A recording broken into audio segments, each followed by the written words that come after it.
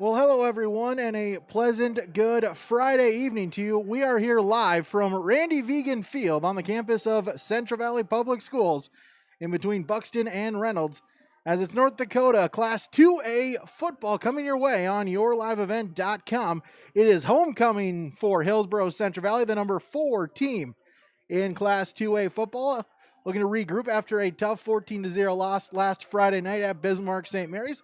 They are taking on the number 2 team in the state, the Beulah Miners. It's a rematch of last year's state championship game, and once again, it is homecoming for the boroughs of Hillsboro-Central Valley. We thank you for joining us again on yourliveevent.com. This is the Irie Insurance pregame show, and it continues next.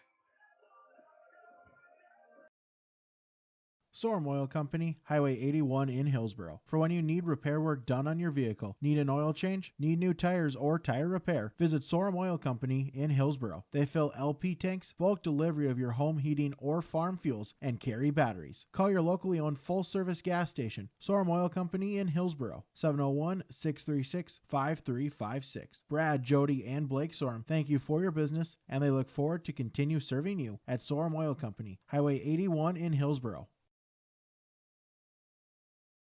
Right Implement in Hillsboro, 701-636-5692 for shop and field service, farm equipment sales, repair on all equipment, in the field, on the farm, and in the shop with Right Implement in Hillsboro, 701-636-5692. Check out Right Implement for farm equipment, repair and service of equipment and all trucks on Caledonia Avenue in Hillsboro. Right Implement, 701-636-5692. Hillsboro Lumber is ready to help you with all of your building projects. Are you building something new? Doing some remodeling? Maybe adding a deck? Hillsboro Lumber has all of the building materials as well as everything else you'll need to complete it. Along with the materials, they can give you a free estimate. If you need help in planning your project, let the professionals at Hillsboro Lumber assist you. They have the expertise and professional service to help you. For all of your building or remodeling projects, farm, home, or commercial, see Hillsboro Lumber today. There's no way to count the number of sandwiches you've packed over the years. Hard to imagine this day would come. Yeah, there's still the same fields, the same roads, the same hard work. But now they're in someone else's hands. And you couldn't be more proud of who you're handing the farm to. No matter what the future holds, Ag Country is here to help you plan ahead. Back here, yourliveevent.com, the Irie Insurance pregame show. The best service, the best coverage, the best value. Visit them online, irieins.com. So meet the 2 teams here tonight. We'll start with the visitors on the scoreboard, the Beulah Miners. We'll get more into it a little bit later in the pregame show, but they come into tonight ranked number 2 in the state, 3-0 on the season. Victories against Watford City, 50-20, and back-to-back shutouts at Devil's Lake and versus Wahpeton, 35-0 against the Firebirds and 49-0 against the Huskies. Let's talk with the head coach for the Beulah Miners, Coach Jim Dooley. Comments on yourliveevent.com. Talking with Jim Dooley, coach for the Beulah Miners. And, Coach, 3 games so far, 3-0, a couple of lopsided scores in your 3 victories. Yeah, we've been playing well. I think some of the teams are playing are either a little younger or still trying to get some things figured out. So not to knock anyone on our schedule, but we haven't played maybe the top-level competition yet. So tonight we'll find out a lot about ourselves. Yeah, just talk about that, a quality HCV team and just, how important it is, a game that, doesn't count, a non-region game, and just how important it is kind of as a measuring stick here to build forward. Well, I think things have changed a lot from last year to this. For one thing, we don't know when we're going to get another game. In fact, we don't have another game next week. So, we're kind of going with a different mentality. This every week is our, you call it state championship, state playoff game. It's our Super Bowl. This could be the one that the last one we play. So, I think we're looking at that differently, but also keep it in mind if it's not, we certainly can find out some things and, learn a little bit more about ourselves when you play someone who's a better team. If you have some weaknesses that haven't been exposed yet, you'll find them out that night.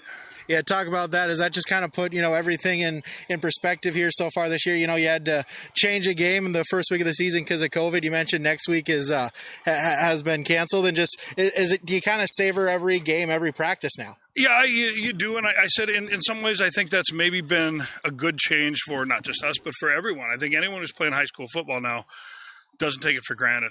I think they appreciate it a lot more, and they value the time out here a lot more. We always say as coaches, play every game like it's your last, and those are mottos and things you stick on the wall.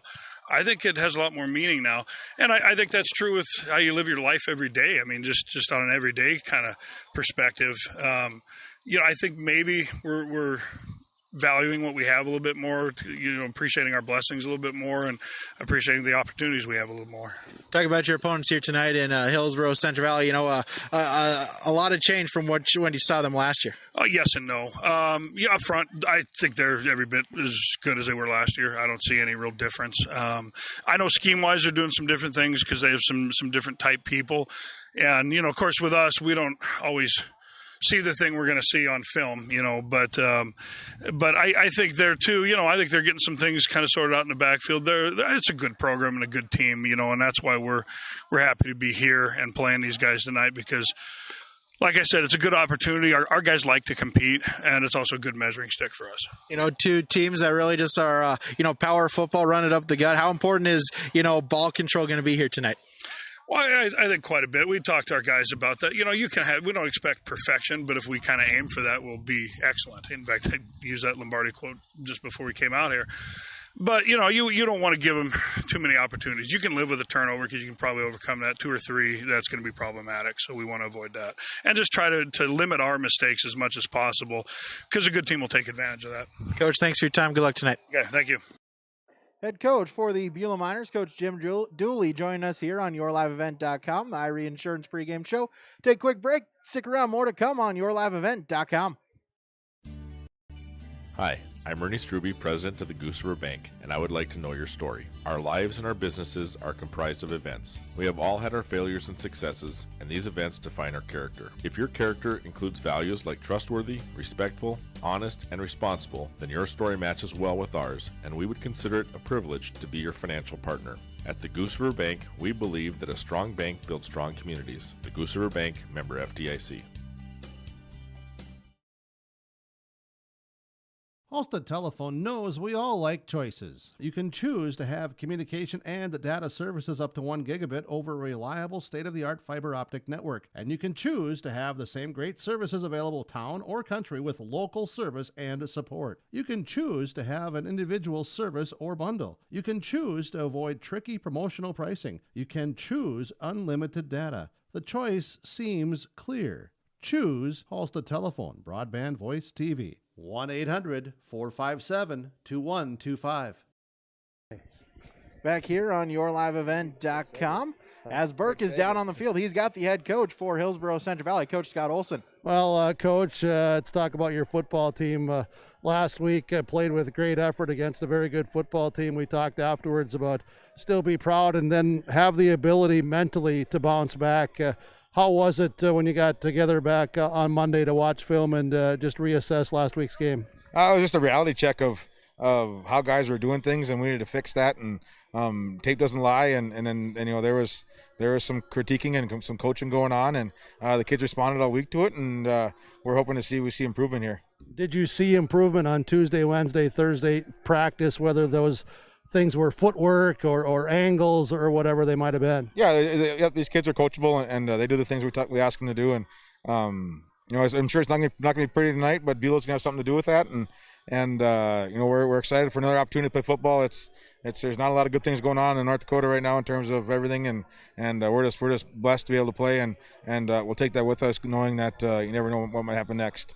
Thankful to play the game, and a very quality opponent program, and how they're coached up, and that crazy offense that everybody respectfully calls a crazy offense. Yeah, it is. A lot of respect for Coach Dooley and his staff and his program. It's there's a reason why they win, and it has a little bit to do with their scheme and a lot to do with how they play football. And it's hard nosed, and it's mean, and it's non-polite, and we have to be ready for that. And we played them twice last year, so we know what they're about, and it's gonna be a physical game, and we'll see who's ready tonight. Offensively, this is about executing tonight because it may be hard to get a lot of possessions because they're a ball control type team. It is, yep. But to be efficient with our offense and like we were all last year, and defensively we want to win first down. If we can get them in second and long and make them have to punt. They haven't punted yet in 3 games, so it's something that's our goal today, and we'll see if we can respond. They've got their quarterback back, I believe, played last week. Does that change things or give them maybe more added stuff out of their backfield? I think the biggest thing, it gets 13, the 13 back to his natural position, his wing back or tailback, whatever you want to call it, and the Brant kid is a good thrower, and to respect that and be ready for that. Defensively, what are the keys there against what they do? Doing your job. I'm sure that every coach says that going into Beulah, and we did our job last year against these guys, and it's just every kid has a job, and they can't watch the whole play. Got to watch your isolation of the smaller part of the play, and then attack from there.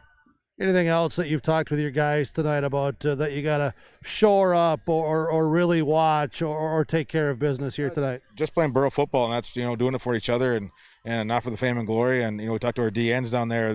Their job tonight is not going to get them in the paper tomorrow, and they have to realize that, and they're going to accept that role, and it's going to be fun to watch. Scott, thank you so much. Good luck. Thank you.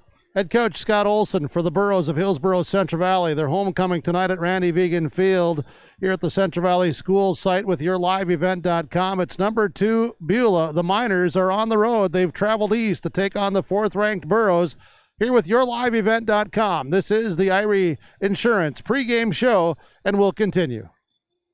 All jobs are essential, especially yours. In District 20, your team of Randy Lem, Mike Belts, and Jared Hagert will focus on strengthening our economy and job creation. They believe in increased funding for K-12 education and strong support for Mayville State. As farmers, Lem, Belts, and Hagert know that agriculture will always be the backbone of the North Dakota economy. Elect your District 20 team of Randy Lem, Mike Belts, and Jared Hagert. Paid for by friends of Mike Belts, Ham Johnson, Treasurer.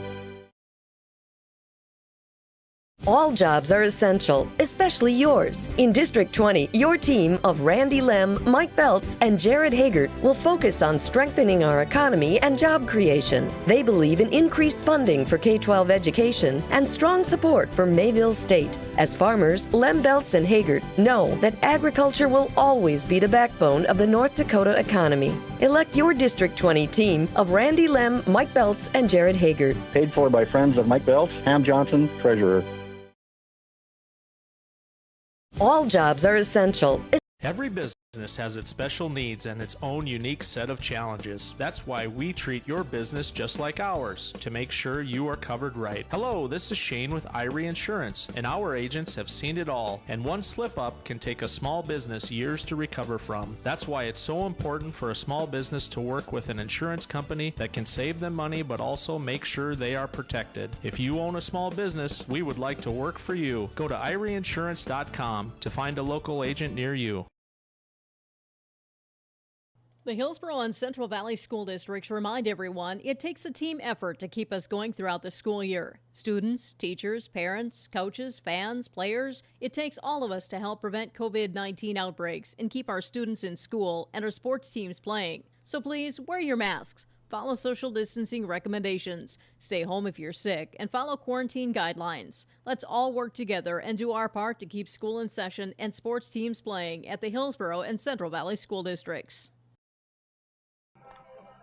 Back here on yourliveevent.com, Brady Siebel's with you. Jim Berkmeyer down on the field. It's Burke and Radar here tonight, as well, of course, our executive producer is Mark Forsyth. And now training in a new guy, our key grip is Adam Smith, as we'll bring Burke back down on the field. And Jim, this Beulah offense, it's a crazy offense. It's a wacky kind of zany offense, but year after year it gets results. And again, this year with their rushing game has been potent the first 3 games of the season. Well, it certainly has. They're rushing for 351 yards per game. That's about 90 yards per night through the air on the average. They got Brant back at quarterback last week, and instantly he threw for over 100 yards, and he completed 5 of 9 passes, and that's a big aerial show coming out of Jim Dooley to put it up 9 times and to still, rush the ball like they do. And, there's a lot of keys, and Coach Olson talked about that, for the Burros defense to shut down this Miner squad tonight. Statistically, Beulah 430 yards per game, and they're only allowing, much more than that, or I should say much less than 148 yards per game is all that they have given up defensively. And Brady, you and I, as I segue into for you to talk about the Burros and some of their stats, both of these teams are, I think, similar even more this year in one part of the game, not wanting to be into a 3rd and long situation. 3rd down defense for the Miners, they're getting off the field because teams are only completing 22% of the 3rd down conversions against this Miner defense so far this season. Yeah, absolutely. I talked about that with Coach Dooley in his comments. He talked it with Coach O in your pregame comments. And really, this is one of those things where it'll be so important to stick with the chains, get first downs, get a good drive, because you don't know how many drives you're going to get each half. Oh, absolutely, because ball control and you talk about possession of time. I'm just watching the coin toss here. The Burros, Cody Hewitt out there representing us again this year. Just one captain is out there for each team, and it's Jacob Clout there for Beulah. Hillsboro-Central Valley winning the toss, and they're going to have the football, and they'll receive in the north end zone here tonight as the sun is getting lower, and it is a gorgeous, beautiful night for high school football this evening. Absolutely it is. We'll run down here. Hillsboro-Central Valley, their defense, the ones that carry them here once again this year, they're only allowing an average of 185 yards per game. 68 of them passing yards per game, 117 rushing yards allowed per game so far through 3 games. Offensively, Burros, not as explosive as they were last year. Obviously, the stats are kind of affected, only having 3 games with their struggles on last Friday night. They come into tonight averaging 162 yards on the ground, 69 in the air, an offense average of 231 yards per game. And Burke, if you are Hillsboro-Central Valley, you really got to get the offense moving here tonight. Well, without question they do. And also I'm interested to see the bounce back, and not concerned about it. I'm just interested to see it because I have full belief in these athletes and in this coaching staff, because it was addressed immediately after last Friday night's game. But as the week goes on, and also an interesting comment as well here down on the sidelines, talking with some of the parts of this Hillsboro-Central Valley team, is in some ways last week maybe a little bit too hyped, maybe a little bit over trying or whatever, and not realizing that, hey, it was just a regular season game, because for a lot of these players, it was their first real time in a major spotlight type of game. So that's what I'm also interested to see tonight. Just kind of the mojo and just the reaction of this football team that we know has a tremendous a lot of talent. And last week's game was 14-0. Could have been 7-0, could have been 8-7, could have been 7-6, whatever. It was a very, very good football game. This one should be good as well tonight against Beulah, Hillsboro-Central Valley, and the Beulah Miners here with YourLiveEvent.com. 2 quality teams in Class 2A football playing here at Randy Vegan Field. Absolutely. We'll have more to come here on YourLiveEvent.com. The IRE Insurance pregame show continues after this. Chris from RDK Enterprises, your local precision planting dealer. 0% interest, 0 payments for 120 days on all precision planting equipment. Save your cash flow. Book your planter upgrades today with an additional 20% discount on shop labor and trucking. Pay this year or next. No payments, no interest for 120 days on approved credit. Call RDK Enterprises 636-2119 or planterdoc.com.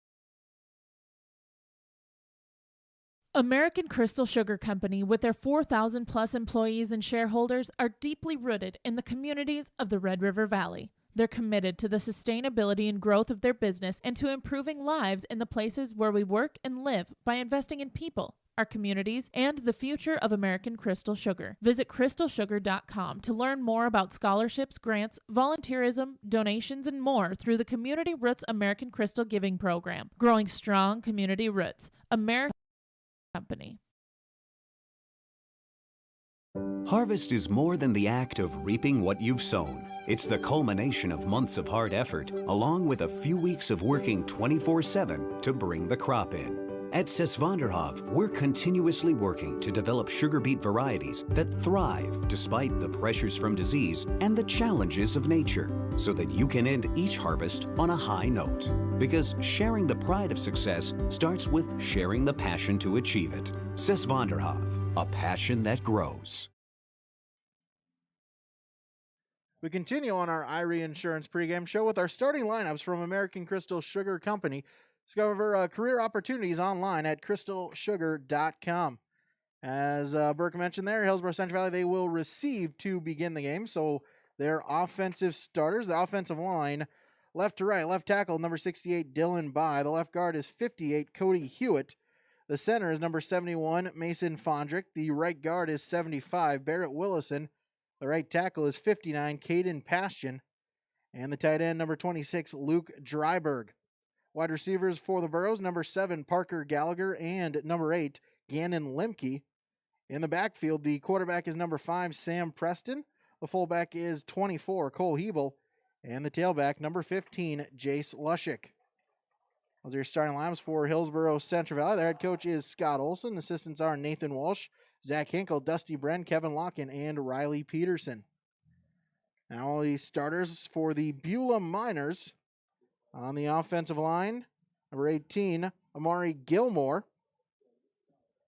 Also on the line, number 52, Tayton Vondra, as well as 57, Armani Smith, and number 60, Jacob Clout. Linebackers for the Miners, number 81, Bo Klatt. Number 54, Aaron Ripplinger. Number 35, Carson Weigum. And in the secondary for Beulah, number 3, Trey Brandt.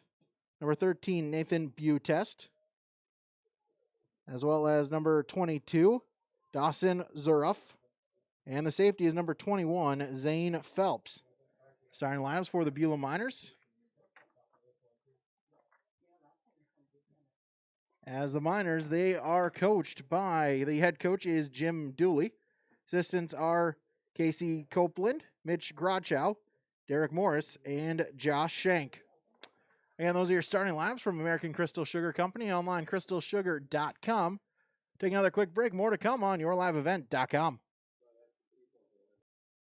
So, what exactly is value? It's something you believe in to your very core, like empowering our community and answering to customers, not shareholders. And value is about worth, true worth, like reliable, affordable energy from Hillsboro Public Utilities. We work for you because we believe in the same things you do. Affordable, community-owned, dependable electric service. That's the value of power. Learn more at hillsboro-nd.com.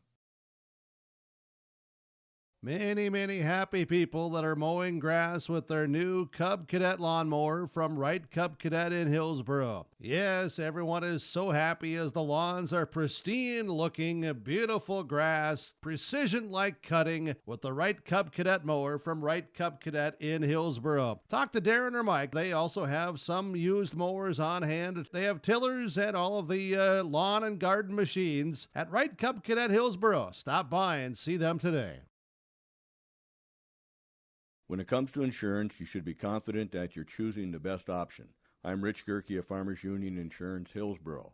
Let's find and discuss the best insurance policy for your home, auto, farm, life, or business.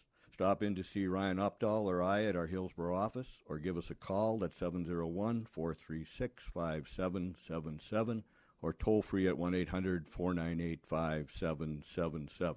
This is Rich Gerke of Farmers Union Insurance, and we look forward to doing business with you. For the high schools of Hillsboro and back here, Central Valley. yourliveevent.com is Welcome to getting Randy closer Vegan to Field kickoff for Hillsboro-Central Valley, tonight's celebrating their North Dakota homecoming High tonight. Jim School Berkmeyer down on the field as Double A our football game, field conditions a report, rematch as of well last as we'll year's get that. But first, championship Burke game with in the North officials Dakota, here tonight as representing well. Yeah, part of the American Crystal Sugar Company lineups tonight. The officials are out of the Valley Officials Association, Grand Forks. The white hat is Jim Stallard. The head linesman is Jordan Stevens.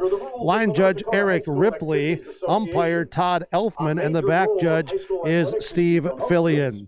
Field conditions here. It is perfect, great field conditions. Beautiful grass. And, of course, the field striped and numbered and laid out. And with beautiful skies and temperatures and all of that here tonight with the American flag hanging on the pole tonight in the northwest corner of the end zone. Beautiful, beautiful, beautiful field conditions here at Randy Vegan Field. Absolutely, and just, remembering from our trip last year when we went out to Beulah, you couldn't pick a perfect night for football here. The fall weather's starting to come in a little brisk, but a slight wind, but it's beautiful out there. Lights have just turned on, but the sun's still out, and no weather delays for us here tonight. No, there should not be any weather delays. And the other thing is, it's 4 hours and 12 minutes closer to home. That absolutely is true as well. Hillsboro-Central Valley will give you our jersey report here. There are colors for both teams. Hillsboro-Central Valley with the home blue jerseys with the white numerals, also white stripes on the shoulder, blue pants with white stripes near the knee, and white helmets with the blue stripe and HCV on the helmet. For Beulah, they are going with the road whites, the white jerseys trimmed in yellow, blue numbers outlined in yellow, blue and yellow striping on the shoulder pads, as well as bright yellow, plain yellow pants they are wearing, including a yellow helmet with the big Beulah Minor logo on each side. So no getting teams confused, as last week, of course, we had Hillsboro-Central Valley, Bismarck, St. Mary's, both teams with the predominantly blue and white color scheme. Two luckily contrasting color schemes for us here tonight, so won't be getting confused, as again, we're just about ready for kickoff. Radar, you're so focused. Radar, you're never confused up there, no matter what colors they're wearing. Jim, you're right down there. Give a shout out to the chain gang as well here. They're here. They're ready to go. They're in their orange vests. They look good. Absolutely. They'll get enough camera time tonight. We don't need to talk more about it. Okay, don't give them any publicity. Hey, let's go. We got a great football game here tonight. Should be fun. That we do. Again, we want to thank our sponsors here tonight for allowing us for this coverage to be possible. Whenever possible, please patronize their business. And also, Brady, I'm sorry to interrupt you there, but when you bring that, absolutely, you are correct. If it was not for the sponsors that you see their logos, you see their names, you see and you hear their commercials, we would not be able to do this. So we do want you to, patronize these businesses. Tell them thank you.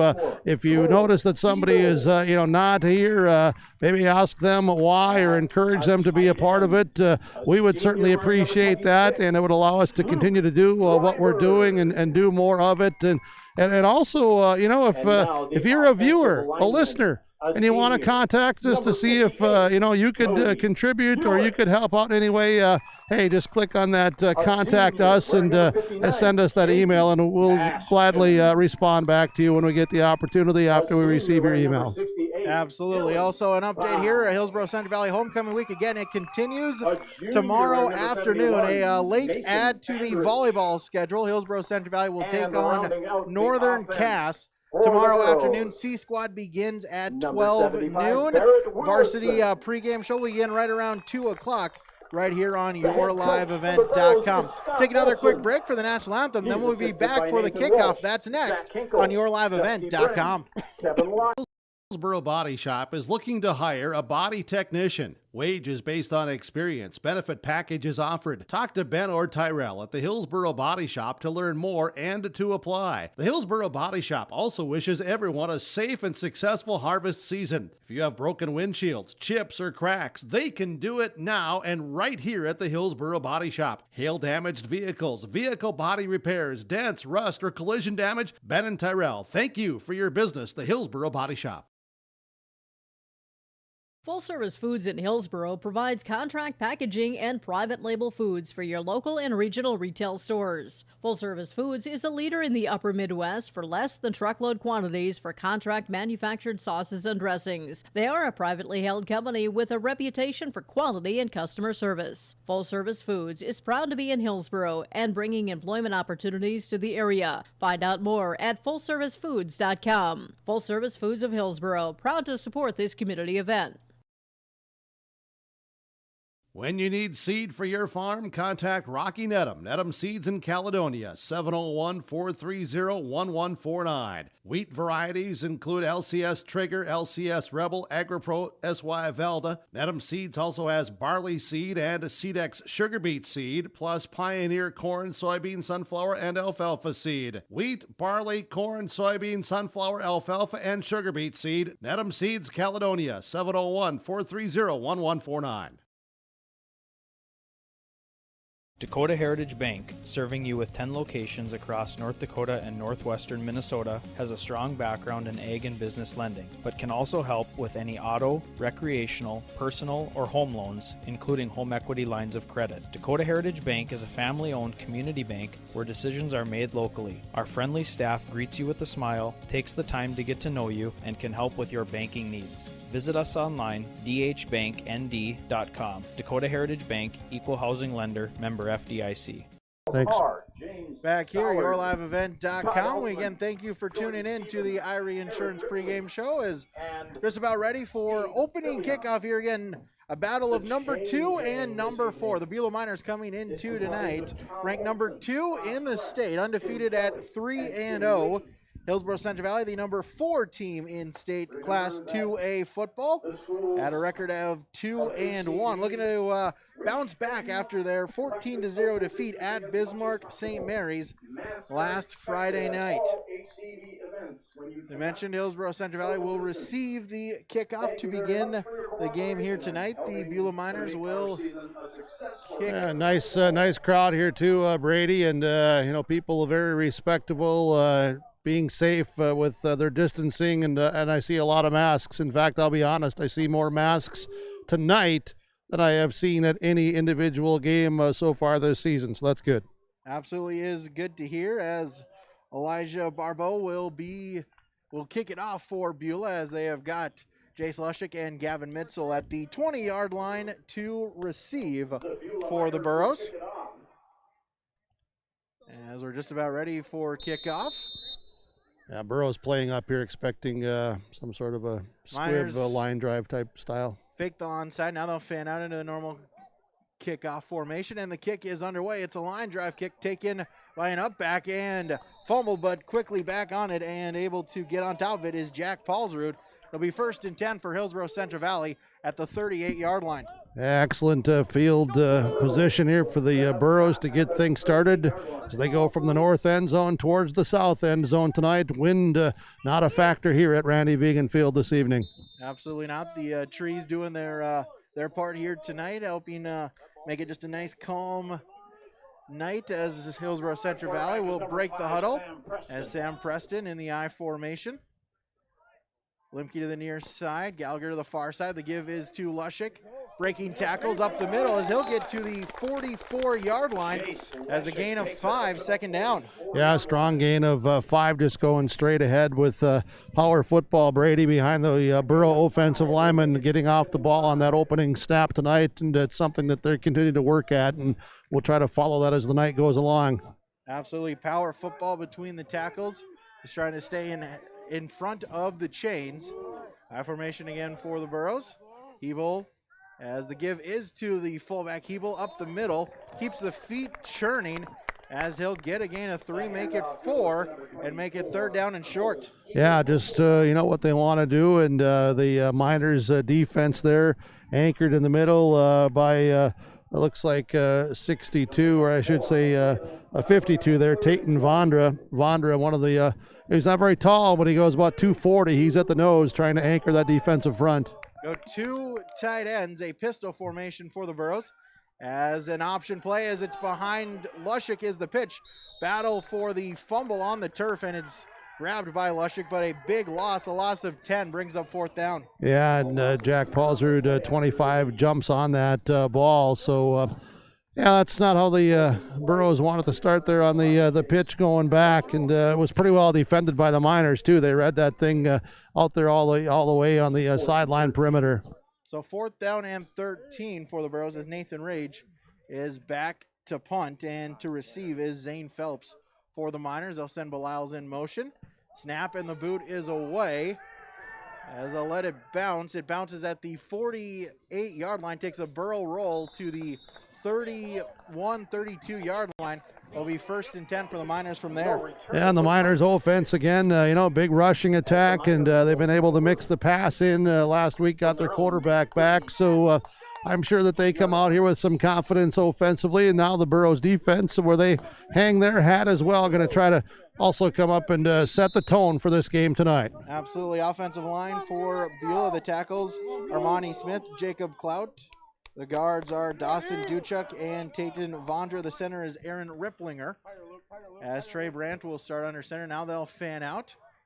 Brandt and Butess, the two options at quarterback. Number 22, Dawson Zerfer will take the snap as he'll go into the pile. A short gain brings up 2nd down. Yeah, and the Burros were there with the DNs doing their work, and also with Luke Dryberg, coming off that right side, looking to fire, and then Willison plugged things up in the middle. Hewitt crashed down, and also crashing down there was Dylan By. So those front guys all doing their job on that first snap tonight. Carson Wygum, Easton Shantz, the tight ends for the Miners. The running backs are Nathan Butest, Mari Gilmore, and Dawson Zuroff. And Trey Brandt, the quarterback, he'll get the shotgun set, looking to pass, fires, and it's batted away as Parker Gallagher, a good pass breakup, brings up 3rd down and 9. Yeah, Parker got a really good read on that, and I'll tell you what, he looked very aggressive there. There was times last week that maybe this young secondary, might have just been a step or a hesitation, but I'll tell you what, Parker exploded on that play, and there's a young man that he got in a number of tackles last week. I think he's got 16 tackles now on the season, reading it well coming out of that defensive secondary. Absolutely. Dylan By, Barrett Wilson, Cody Hewitt, the linemen, Dryberg, Passion, Henkel, Midsole, and Lushik, the linebackers for the Burros. As Butess will take it on the direct snap, going up the middle. Nothing there as he's tackled by Dryberg. A short gain brings up 4th down. Yeah, Dryberg off this right edge, nearest to this sideline right below the press box where I'm standing. And then you've got Leshik on the left side. Those two linebackers were coming up tight like monster backs or whatever you want to call them. Use the terms. But I'll tell you what, Luke came inside with a very quick move inside that block. They never got a piece of him. He crashed down and made the great tackle. 4th down and 7. The Miners showing that they'll go for it. There's now 2 receivers to the far side. Brandt in the Quick shotgun as he'll punt it away, and that one will bounce at the 25, take a minor roll inside the 20 to the 17-yard line. A good punt, Yep. and it'll be 1st and 10 for the Burros from there. Field position out of that quick kick, making that defense, have to respect that they could go for it, not allowing them to set anything up for a special teams return. 8:37 remaining in this first quarter tonight. No score. So, all right, Brady, we had said, before the game, 1 or 2 possessions offensively. Well, these defenses have said no. The way we're playing might be more touches for each of our offenses because this is the second offensive series now for the Burros, starting at their own 17. Gavin Mitzel in at the tailback position. He'll get the handoff up the middle. Makes a cut, still on his feet, past the 30, shakes off a defender, breaks another tackle into the open field. He's wrestled down at midfield as it's a 33-yard gain. Oh, the first big play here tonight. Yeah, and he hit the hole hard. Gavin Mitzel, that'll bring some fire and some energy to this Hillsboro-Central Valley team. Busting it out for the 33, as you said, and how about the extra effort in breaking through some arm tackles and then lowering his shoulder and picking up the extra 7-10 yards. Great run by Mitzel. 1st and 10 at midfield. Fake the give to Evil. They'll give it to Mitzel, and nothing there as he's thrown down in the backfield for a loss. Yeah, Trapper Skalski, leading tackler for Beulah. Coming into this game tonight, did not get listed as a starter And I'm not saying he was or wasn't, but I know there was maybe a couple of dings, and there may have even been, some situations just with health or whatever here. But he's out here right now, and he's a gamer. He's a player. A loss of 3. The Burros will go I formation, 2 to the near side, 1 to the far side. As Preston drops back, now he'll look to run, but nothing there as he's thrown down and sacked in the backfield as Armani Smith with the sack. Yeah, Armani Smith, and that's the first sack of the season statistically for this Beulah Minor defense. And the pressure, I'll tell you what, came from Jacob Clout, the defensive end.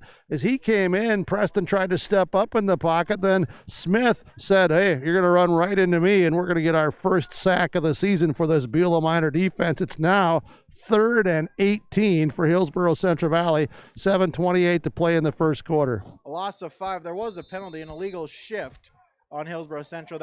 On Hillsboro-Central Valley, that is declined. Brings up 3rd down and 18 for the Burros. Limke to the far side, Gallagher and Mitzel to the near side. Preston in the shotgun. As just a direct QB power play as he'll get back to the original line of scrimmage. A gain of 8 brings up 4th down. Yeah, it does. 4th and long, and the Burros special teams punt team comes out on the field. Beulah will go back and receive. They'll put a couple of just a single return man going back will be Zane Phelps again for the Beulah Miners. Zane Phelps will receive the punt. Nathan Rage will boot it away. Came into tonight 7 punts, a 33.7 yard average. As he'll get the snap, the punt is away. As fair catch called for and made at the 19-yard line, as it'll be 1st and 10 for Beulah from there. Nice special teams coverage. It was a really high punt again from Rage, and good coverage downfield. Beliles and others down there, no opportunity for Phelps to return anything there. So nice punt, good punt of some 30 yards and no return. Field position going to be big all night long tonight. 6:33 to go in the first quarter, still no score. Absolutely a field position game. At the very least, that big run there by Mitzel kind of flips the field position here for the next couple of drives as Brandt again under center. Surveys the Burro defense. Now he'll spread out him and Butest. The direct snap is to Butest. Going along the right side. Now bouncing out to the edge, cuts up field. Ball's on the turf. A scramble for it. Burro football the way it looks. As it looks like a Hillsboro-Central Valley Burro got on top of it. And they are pointing. It is Burro football. Yeah, was it Willison that recovered it? I know he was down on the ground there in the pile, number 75. Not sure who from the opposite side poked it out. As Pashton was in pursuit of the play in the backfield, Butest able to scurry around the right end, but then the Burros, as they did last week, they're stripping at that football. Very aggressive defense, and now Hillsboro-Central Valley, great field position radar. They're at the minor 32. Absolutely. 1st and 10 for the Burros inside minor territory. As Preston fakes the give, now he'll look to pass. Has it caught inside the 20. Still on his feet to the 10-yard line as it's a 1st down. Jack Paulsrud with the catch. I'll tell you what, Sam Preston threw that thing, and it was right there, and Paulsrud caught it in stride, and he gripped it, and they were trying to strip away at the ball, and he just took on very physical route by Jack Paulsrud. Excellent execution by the Burro offense. Absolutely. So brings up 1st down and goal for Hillsboro-Central Valley after the 22-yard gain. Give is to Lushik. Has nothing there as he'll actually be dragged down for a loss of a yard on the play. Aaron Ripplinger, the linebacker. This is a physical Beulah team. And one thing, Brady, you look at these names, these guys from Beulah, a lot of these names we were talking about last year, and they're a year older, and I'll tell you what, they look like it. They've been spending some time in the weight room. Absolutely. 1st down and 2nd down and goal for Hillsboro-Central Valley. Pistol formation for the Burros as they'll send Dryberg in motion and some movement, early movement in the backfield. Looks like we'll have a false start penalty. There's the 2nd Burro penalty, the first one that will be accepted as 5 yards. They'll march back. Brings up second down for Hillsboro-Central Valley at the 16-yard line. Yeah, I'm standing inside the 5-yard line, so I don't know if the reception is just in my ears or if it's in the microphone. If it's in the microphone, let me know. Yeah, a little bit interference just from wherever you're standing. Maybe a little crowded with some people or not. Brings up second down and 16 for Hillsboro-Central Valley. Shotgun formation. 3 receivers to the near side in for the Burros as Preston back to pass. Now he'll roll to the right side, being chased, throws it, and it's caught at the 6-yard line. Yeah, Parker Gallagher. Parker Gallagher on the catch. Yeah, he's immediately tackled. It was good coverage, but Parker did a very nice job of coming back to meet that, and he gave Preston a great view that Sam with that strong arm. And I'll tell you what, when that ball hit the shoulder pads, you could just hear the thump. There was velocity behind that from the arm of Sam Preston. Third down and goal from the 7-yard line. They'll send Lushik in motion. Jet sweep. Nope, Preston will keep it. Breaks a tackle. Trying to dive in the end zone. Ball's on the turf. Was he down? Was it a fumble? No signal. And they'll say it was a fumble in Beulah Minor football. Wow, it's a bang-bang play. I'll tell you what, right here at the goal line, Preston was trying the extra effort to get that ball across the goal line. He was about 8 inches away from getting that ball to break the plane, and then it was jarred out of there, and they say it's a fumble. It'll be Beulah football. 4:12 to go, first quarter. So Beulah will take over inside their own 5-yard line. Ball at the 3.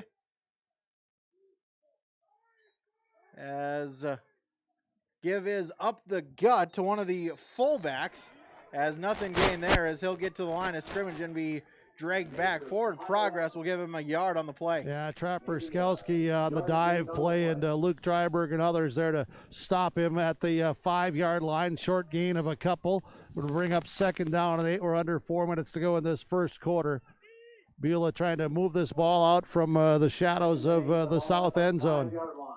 So second down and 8 for the Miners at the 5-yard line. As the shot, as up the gut as it's taken for a short gain. Not much there as Dawson Zuroff on the carry brings up third down. Yeah, Devin Henkel, he read that counter play and he shot through. He got him around the ankles. Then Dylan By, that left defensive end, he came down the line and he made sure wrapped up, no gain on the play. So third down and 7 for Beulah. Speaking of sevens, Tristan Butfink goes off for the Beulah Miners as one of their alignment as they make a change up front. As Brandt under center, now they'll spread out. Shotgun formation, 3 receivers to the far side. Direct QB power to Brandt as he'll break a tackle. Churns for the yards as he'll get to the 13-yard line right at the sticks. We'll see where they mark him. Yeah, I think it's going to be a first down. Yeah, he got it to 14. He got enough for the first down. Good run by Brandt. Burrow defense trying to get him back around the 10, but he slithered through and picked up the extra yardage. So first down and 10 for the Miners. Henkel comes off for Hillsboro-Central Valley, and going in is Adrian Valdez. Valdez will play along the defensive front. Clock now 2.5 and ticking. 4-down lineman, a couple of outside backers up tight. As the direct snap is to Zuroff as he'll go towards the left side. Not much there. Gets maybe a couple and brings up second down. Jay Sleshik and others in on the stop for Hillsboro-Central Valley as we near the 2-minute mark in this first quarter. No score. Beulah on the road at Hillsboro-Central Valley. It's homecoming for the Burros here tonight as you're viewing this broadcast coverage with yourliveevent.com. Second and 7. Second down and 7 for the Miners as Brandt under center. And they'll shoot 3 to the far side. Looking to pass. Screen is set up. It's intercepted! Intercepted into the end zone! Big Barrett Willison with the play! Yeah, Big Barrett. As I'm surrounded by the noise of the Burro players on the sideline, I'll tell you what. Those guys came on that rush, and then Barrett The nose guard read that play like he had studied film, and he stepped in front, and he made that interception like a guy with great hands and great speed, and he just waltzed and danced and took that thing to the end zone. So Hillsboro-Central Valley strikes first, a Barrett Willison. That's doing your homework. Interception return for the touchdown. As Parker Gallagher will attempt the PAT snap. Spot kick is up, and it is good as it doinks off the pole, but it goes in, and Hillsboro-Central Valley strikes first. 1:35 remaining in the first quarter on the Golden Harvest Tim Kazette Seed Sales scoreboard. Hillsboro-Central Valley 7, Beulah 0, yourliveevent.com. Hillsboro Dairy, with delivery of fresh dairy products and more to your home door. I've had Hillsboro Dairy delivering cold, fresh dairy products and other items to my door for years. 3 main reasons why. It's the convenience, the products are fresh, and the delivery service from the Udder Guy. Nobody does it like the Udder Guy. Every week, we get to see Teak. Please call him at 701-436-5877. Delivery right to your door from Hillsboro Dairy. Sorry about that. Back here, yourliveevent.com. Hillsboro-Central Valley now leads 6-0 after Hey, the Barrett Willison. Go rewind that Barrett Willison interception. You see those 3 guys barreling in on that quarterback, and there is that nose guard defensive lineman saying, oh, yeah, I'm going to sniff this thing out and step right in front, and I'll make the INT, and I'll put one up on the board for head coach Scott Olson. Parker Gallagher to kick it off for the Burros. That electrifying touchdown. Now leading 7-0. As the boot is away, angles it towards the right as it will be taken by an up back as Phelps will take it, breaks a tackle, still on his feet, and he'll be brought down at the 29-yard line. 1st and 10 for the Miners from there. Alex Cotton, Jack Paulsrud, Hebel, Riley Olson, others on special teams to make the play. So it's 7-0, a minute 29 remaining in the first quarter. Beulah Miners football going from south to north here tonight at Randy Vegan Field with yourliveevent.com. Willison after the touchdown getting a little bit of a break. He deserves it as they'll bring Valdez in at the nose tackle position. 1st down and 10. As Butess will take it, the direct snap, going to the right now, cuts back inside. He'll get to the 30, a gain of 2, and he's brought down there. Gain of 2 is it, and that is exactly right, because putting the nose in there and helping to make the tackle was Gavin Mitzel.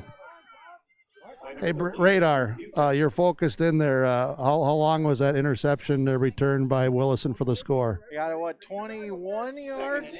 All right. Clock now under a minute. I just needed to do my homework here on the sideline. Clock now under a minute as Rand will fan out. As he'll get the snap, but we'll have a penalty flag first. See what the infraction is. There is a flag on the play.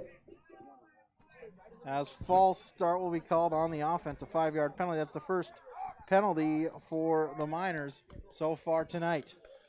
Yeah, and that you had the big run by Mitzel, then you had the fantastic defensive effort by the Miners, and then the field position, and then the Burrow defense with that big interception for a score. It's kind of, momentum swings here early in this game.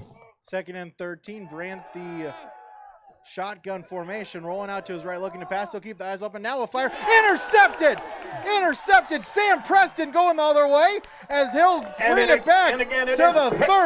The 2nd interception for the Burros, and 1st and 10 for Hillsboro-Central Valley. Back-to-back defensive plays and forcing the Miners into turnovers and throwing the football downfield. Willison, who had the pick, he was in pursuit, putting pressure on Brandt. Parker Gallagher and others on the left side of the Burrow defense were in position, and then Sam Preston, the safety. I thought maybe that ball was going to go to an open area, but Preston very alertly hustled, got there, made the interception. Yeah, Carson Wygum, the intended receiver on the play. Well, we'll see what Coach Walsh has dialed up here for this Burrow offense with great field position at the 43-yard line of Beulah, leading 7-0. They'll looks like a penalty will bring the ball back, but still Hillsboro-Central will retain possession. 1st and 10 at the 43. Preston back to pass. He'll fire. Dryberg caught at the 35, and he'll be stopped at the 34 as a gain of 9. Yeah, and the route running by these receivers has been really good. And I'll tell you what, Sam Preston is early in this game kind of putting on a show with the strength of his arm and the ability to move the ball through the air. It's a new arsenal here shown tonight by the Beulah offense. That'll wrap it up for quarter number 1. Golden Harvest Tim Kazette Seed Sales Scoreboard. Hillsboro Central Valley 7, Beulah 0. Second quarter coming up, yourliveevent.com.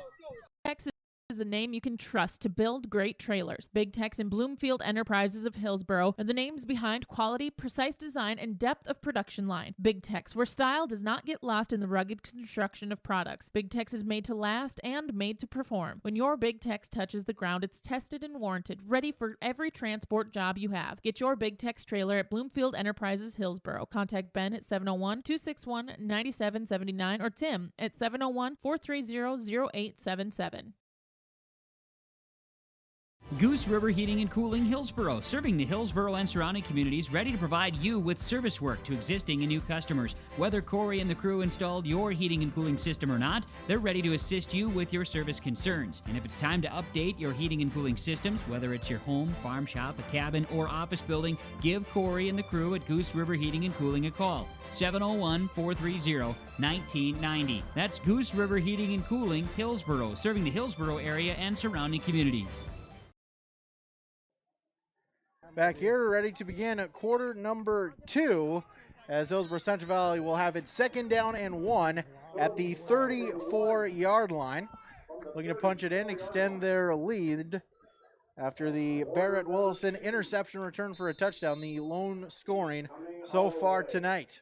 Down here on the sideline, Brady, you can just feel the energy, the excitement, along with some relaxation and just feeling good about what they've been doing here on this Beulah sideline. Gallagher and Limke, the receivers are the near side, triple option. They'll pitch it to Mitzel as he's stopped. He's short smacked. of the line to gain. A smack there, like you said, as Butest on the hit forces no gain, 3rd down. Butest put the big lick on him, and Parker Gallagher, I'm not picking on you because you were there, and Butest, give him credit because he made a quick turn, and Parker thought he had him lined up for a nice block, but Butest got around him. Parker did the right thing by saying, I'm not going to pick up a penalty here. 3rd down and 1, pistol formation for the Burros. As Preston, the direct snap. A little horse collar. Yep, here comes the flag. They'll get the flag. Looks like he gets the 1st down nonetheless, but they'll tack on penalty yardage after the play. Yeah, and one of the linemen there low to the ground. There's just, you got a 52, a 57, and a 54, and everything else in there. I'm not sure who was on. Doesn't really matter. They were just trying to make a play, and athletes that are playing hard, but you could see that hand immediately up around the collar and the shirt there inside the shoulder pads, bringing Preston down. So add on the yardage here with 11:19 to go in this 2nd quarter. It's 7-0 HCV with the lead. Yeah, defensively for Beulah, Amari Gilmore, as well as Tayton Vondra, Armani Smith, and Jacob Clout, the defensive linemen for Beulah. We'll get the rest of the starters' names included as well. 15 yards on the penalty.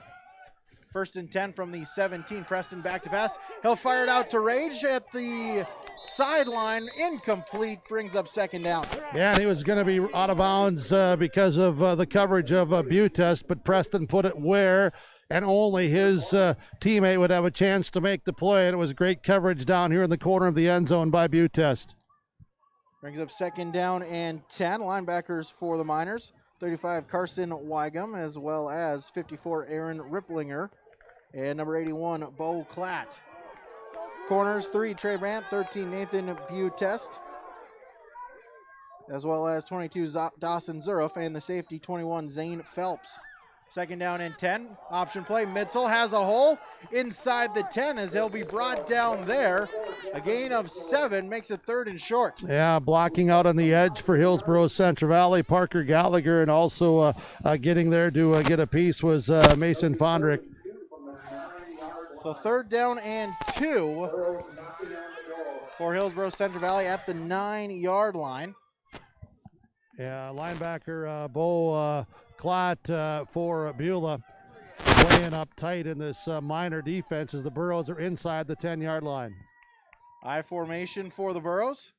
Triple option play. They'll give it up the gut as Hebel will keep the feet churning. We'll see where they mark him. We'll see what spot they give him. He's close, but I think he's going to be a little bit short. As it looks like they'll call for right a foot, measurement. left foot, who you dancing with, and how fast is the waltz and polka here. They're going to bring the chain gang out to take a look, but it's, I'm going to guess it's about 1.5 inches, 2 inches short. Just a guess. So the chain gang coming out. Told you these guys would get camera time tonight. 10-12 to play this first half. Hillsboro-Central Valley leading 7-0 on a Barrett Willison defensive interception return of 21 yards, and the Gallagher point after kick, and there it is, short by 2.5 inches. So that'll bring if up. I'm within an inch, do I count? Do I get a prize or as what? Long as it's radar? under Price is Right rules. As long as you're under. Oh, absolutely. Yeah, we're good. We were good. So 4th down and 1. The Burros will go for it from the 7. I formation, Hebel and Mitzel in the backfield. Rage the receiver to the near side. Limke to the far side. Dryberg's the tight end on the right side. Official gives the ready for play. Clock begins to tick once again, under 10 minutes. Triple option, Preston. He'll just see the hole. He'll dive forward, and he'll get a yard, maybe 2, and that'll move the chains for a 1st down. Yeah, nice read by Sam off that triple option, and just taking the read and saying, hey, I can slice right through here, right off the left shoulders of my big center and get in and get around of Armani Smith, an outstanding defensive end for Beulah. So 1st down and 5.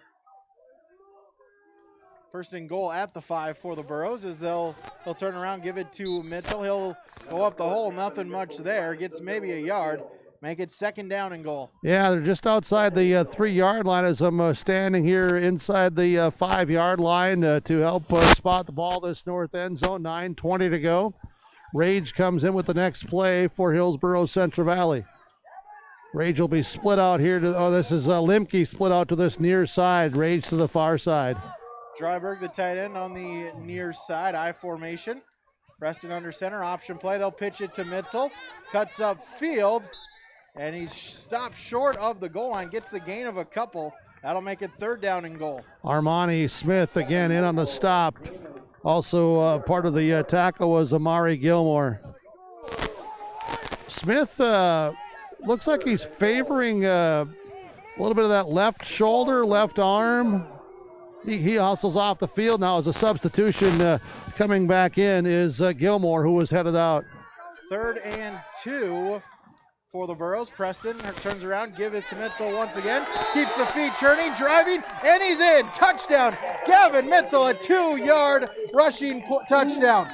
Give credit there, Radar, to the offensive line of Hillsboro-Central Valley as they exploded off the line of scrimmage, kept their pads, and really got going with that first step. I'll let you get their names out here after this PAT attempt, as it'll be Preston to hold, Gallagher to try to kick it through the uprights with 8:26 to play in the first half. Absolutely. Dylan By, Cody Hewitt, Mason Fondrick, Barrett Wilson, and Caden Passion, the offensive line, doing their job so far, at least on that drive, as Gallagher will boot the PAT through with 8:26 remaining in the first half. Hillsboro-Central Valley 14, Beulah 0 on the Golden Harvest Tim Kazette Seed Sales Scoreboard. Paul's Hometown Repair for professional service on your vehicles, cars, vans, pickups. Bring them in to Paul's Hometown Repair Hillsboro. Whether it's light work such as oil changes and tune-ups, or more serious matters including transmission work and engine overhauls, they'll get the work done for you at Paul's Hometown Repair. They'll get your vehicle back on its wheels, running like new. Call 436-4676 to schedule your vehicle for service at Paul's Hometown Repair Hillsboro. 14-0, Hillsboro-Central Valley leads after the Gavin Mitzel 2-yard touchdown run. Yeah, those linemen there, they really did. They really got off the ball well. And, again, you can feel the confidence and just, again, a stage of growth here so far in this first half for this Borough football team. As this kick is away. Nice kick. As Phelps will take it inside his own 10, angling out to the far side as he'll get past the 22-yard line. It'll be 1st and 10 from there for the Miners.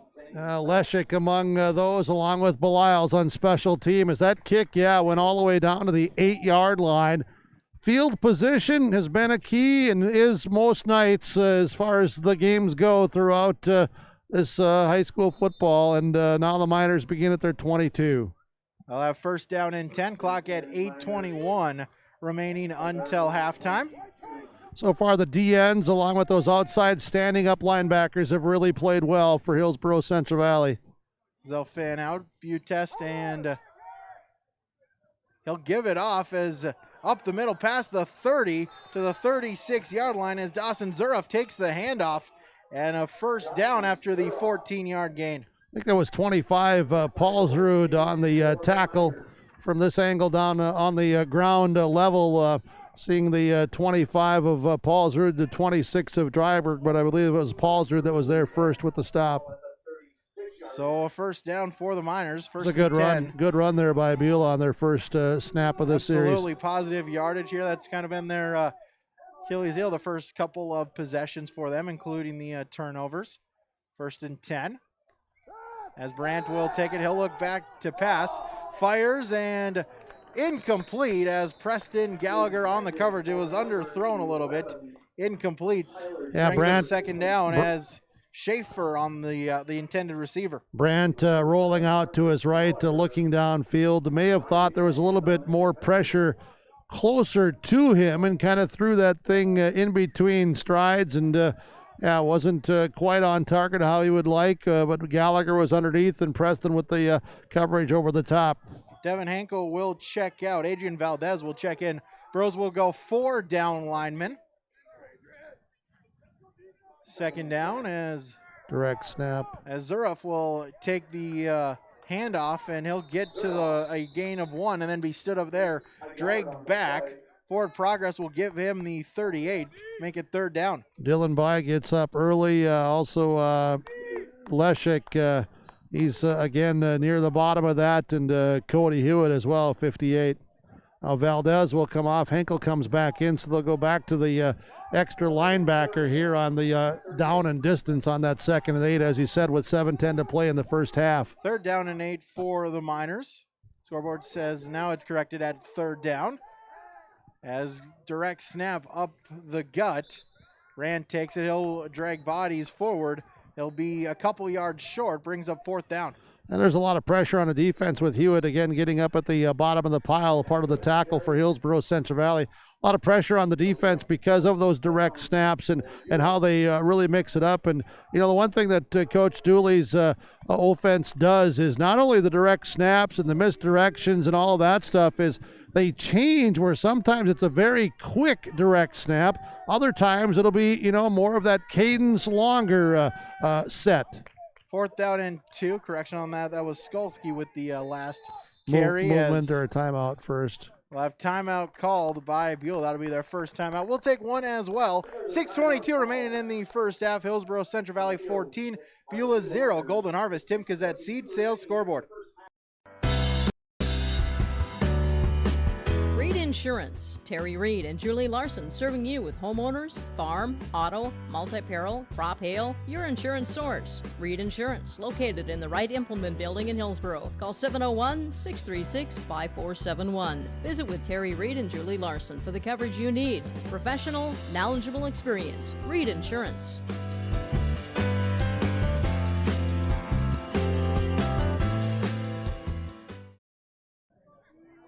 6:22 remaining in the first half.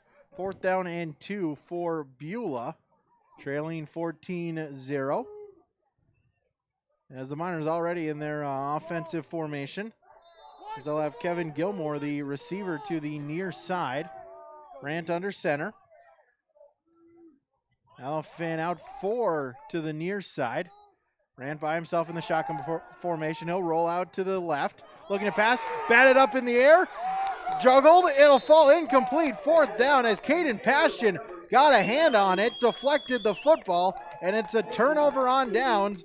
Burrows will take over from the 44. Yeah, Caden Paston. I've been watching Caden Paston, and maybe, we're not saying his name all the time because of he's getting double teamed so much, and then that allows other guys to make plays, and that's why you have the fantastic team defense that you do. But that time, they didn't get a body on Caden Paston, and he came in and he put the pressure on Brandt. He leaped up, deflected it, and guess who was right there to get a hand on it? Number 75, Barrett Willison. This time, though, it'll be the Burros taking over on downs.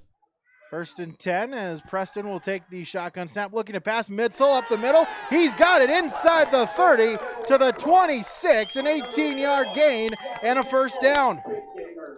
Yeah, Sam Preston is really shredding this defense, and he's got guys open. He could have thrown it to 2 or 3 guys that time because they are running great routes, and they have a lot of separation between defender and pass receiver, and Sam Preston is standing in there with a lot of confidence and putting it right in the heart. Preston 4 for 5 so far tonight, 56 yards passing. Limke to the near side. Watch him maybe on a fade. They'll send Dryberg in motion. They'll give it to Lushik up the middle. Breaks an arm tackle. It's inside the 25 to the 22. A 4-yard gain, 2nd down. Yeah, big hit, big tackle there. Physical, still very strong as Trapper Skelski comes in, and also in for the Beulah Miners on a lot of plays is Aaron Ripplinger. 2nd and 6 for the Burros. Gallagher, Limke to the near side. They'll have Dryberg, the tight end, to the far side. I formation. You have Lushik up the middle. Not much there as he'll fall forward. He'll get a gain of 3 and brings up 3rd down. Yeah, and again, inside tackles here by Tayton Vondra and also Amarni Smith for Beulah. I was watching Dylan By, the left tackle. He was upfield blocking, so Dylan By is getting a piece of somebody early, then he's looking to get to that next level. Nathan Rage will check in. He'll bring the play to the huddle. He'll be the wide receiver to the near side. They'll put Limke to the far side. I formation. Lushik dots the I. Triple option play. Maybe a little bit of miscommunication as Hebel went out to block. Preston will take it up the middle and looks to be just about a yard short of the 1st down. Yeah, and Dawson Dutchuk, big defensive lineman for Beulah, was standing right there, and he and Preston, they hit, shoulder pad, helmet. It was a big collision. It was just both of them stopped right there in their tracks. 4 minutes to play, 1st half. 14-0, Hillsboro-Central Valley leading. 4th and 1, clock now under 4 minutes to go. Preston under center, option play. They'll pitch it off to Lushik, cuts inside. He gets the 1st down, spins, still on his feet as they'll get to the 10-yard line. 7 tough earned yards and a 1st down for the Burros. These running backs are really, really running hard again tonight, aren't they, Radar? Absolutely. The line's blocking for them. They're getting a hole, and then they're attacking it, getting to the 2nd level, breaking some tackles, and another 1st down for the Burros. They'll mark it down at the 11, so the Burros can still get a 1st down before the goal line. As the I formation, Hebel, Lushik. Preston under center, surveys the defense. Now we'll get the snap, and looks like we'll have movement on the play. Side of the Burros off that right side or on the edge, wherever, whatever, but it's against Hillsboro-Central Valley. It'll back them up 5 yards. It'll stop the clock. 3:28 to play, 1st half. It'll make it 1st down and 15. Ball move back to the 16-yard line. Hillsboro-Central Valley leading 14-0 on a short rushing touchdown run and an interception return. And a defense that has been playing very, very solid here tonight for Hillsboro-Central Valley.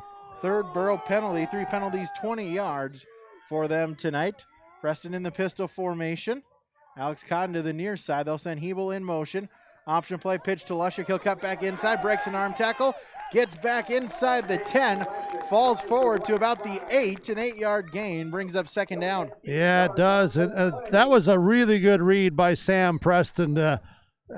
He just looked so, comfortable there. He just waited, and the timing too just seemed very, very, just good.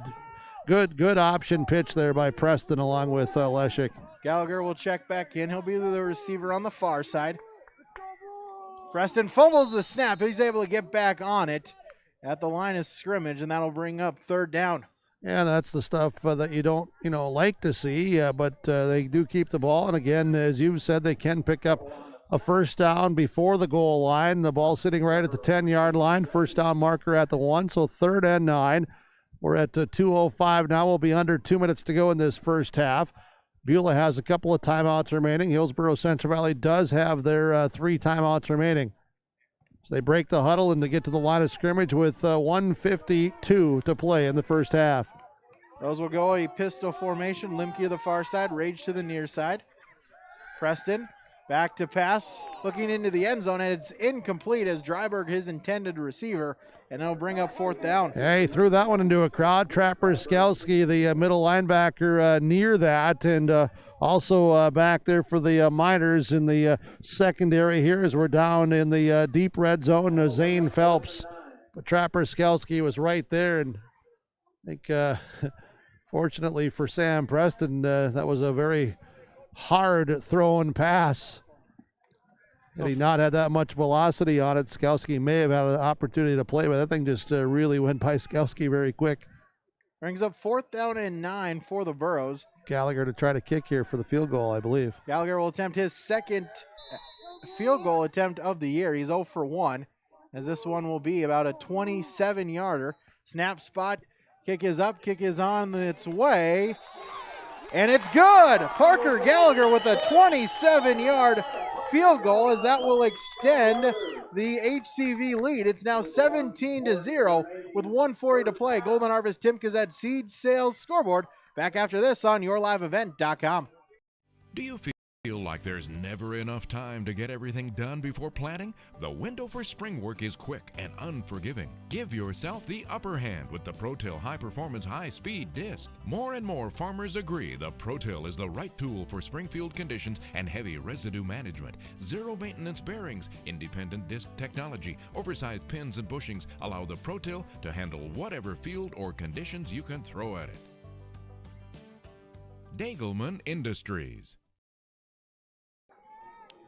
Parker Gallagher connects from 27 yards, as that will make it a 17-0 HCV lead. Important couple of points is now a 3-possession advantage for the Burros, as Gallagher will kick off for Hillsboro-Central Valley. The kick is away, angling it towards the right as it'll bounce. Now taken at the inside the 20, finds a hole out to the 35-yard line. A good return there from Zane Phelps. Yeah, Zane Phelps, the return guy, main return man for Beulah, both on the kickoff return and on punt return. Trying to give the Miners a lift, and we'll see what they do with 94 seconds remaining in this first half. Back to that 3 points there from the Parker Gallagher field goal. I was just thinking, Brady, well, that's where the defense had done its job. The offense moves the ball, and they take the field position, and then you get Gallagher to give you the field goal. So you turn it into points. That really keeps the confidence level up and keeps things momentum-wise on the side of Hillsboro-Central Valley.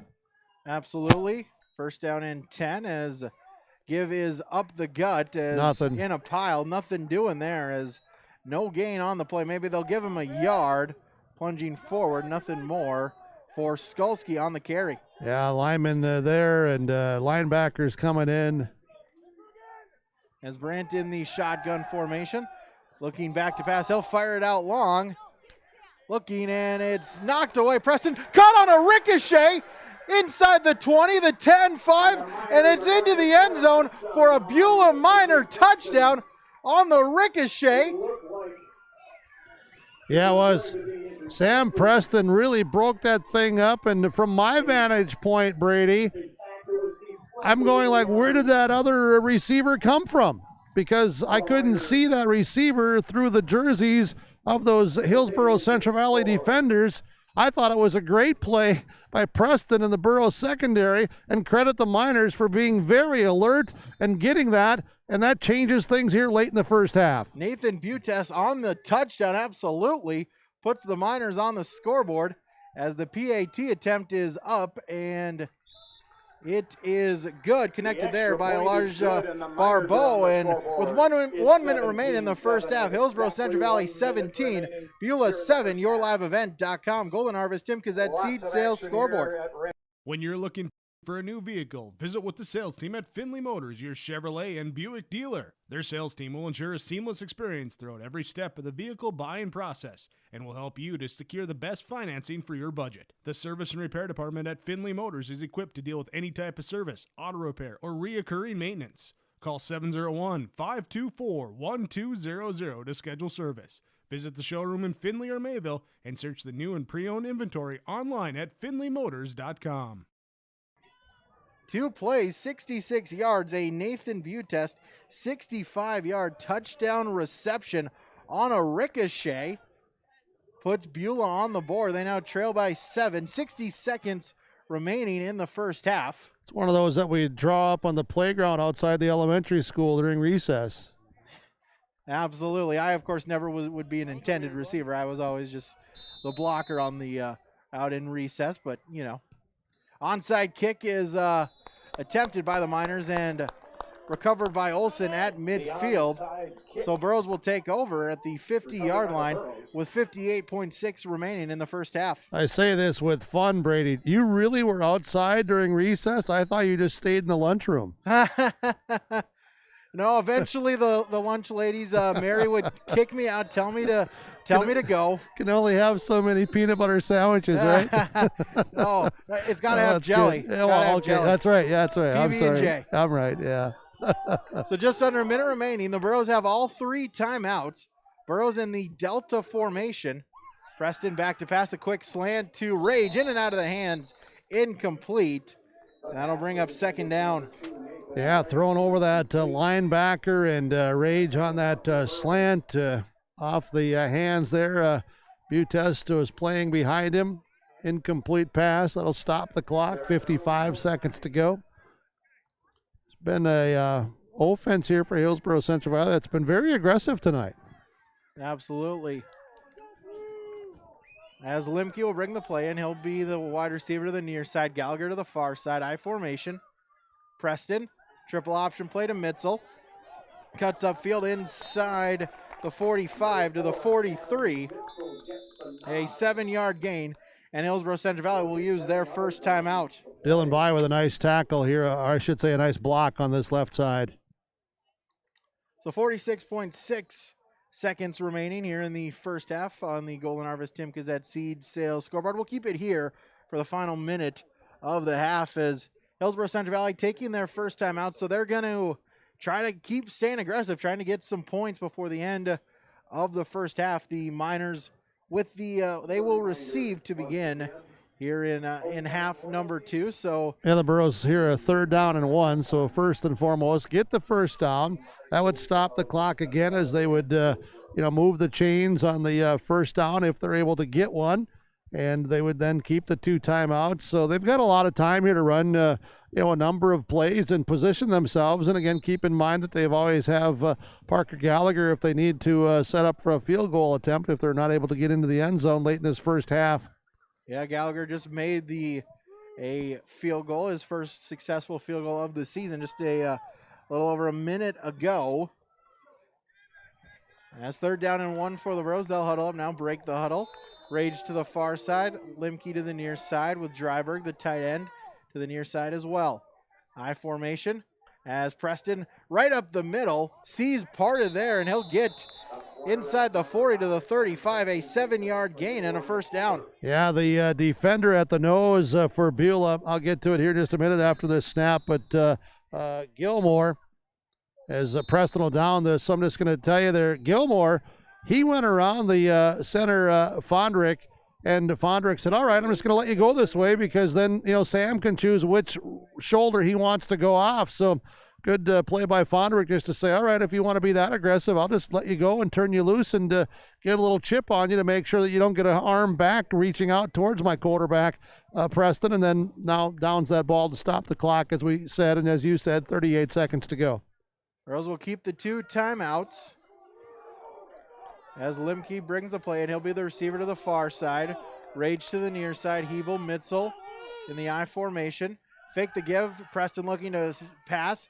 Pressure comes. He stays out of it. Now he'll look to run inside.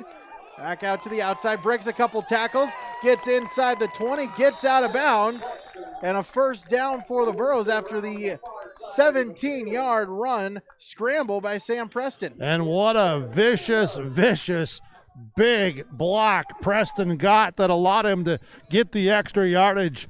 I couldn't see the number from here, from this vantage point. You maybe saw it from upstairs. Yeah, Caden Passion there with the block, able to. Did the 5'9" say, I will light you up? He did, absolutely. Helped him get the extra yardage. Also allowed him to get into the sideline as he got out of bounds, saved a timeout. Still 2 remaining.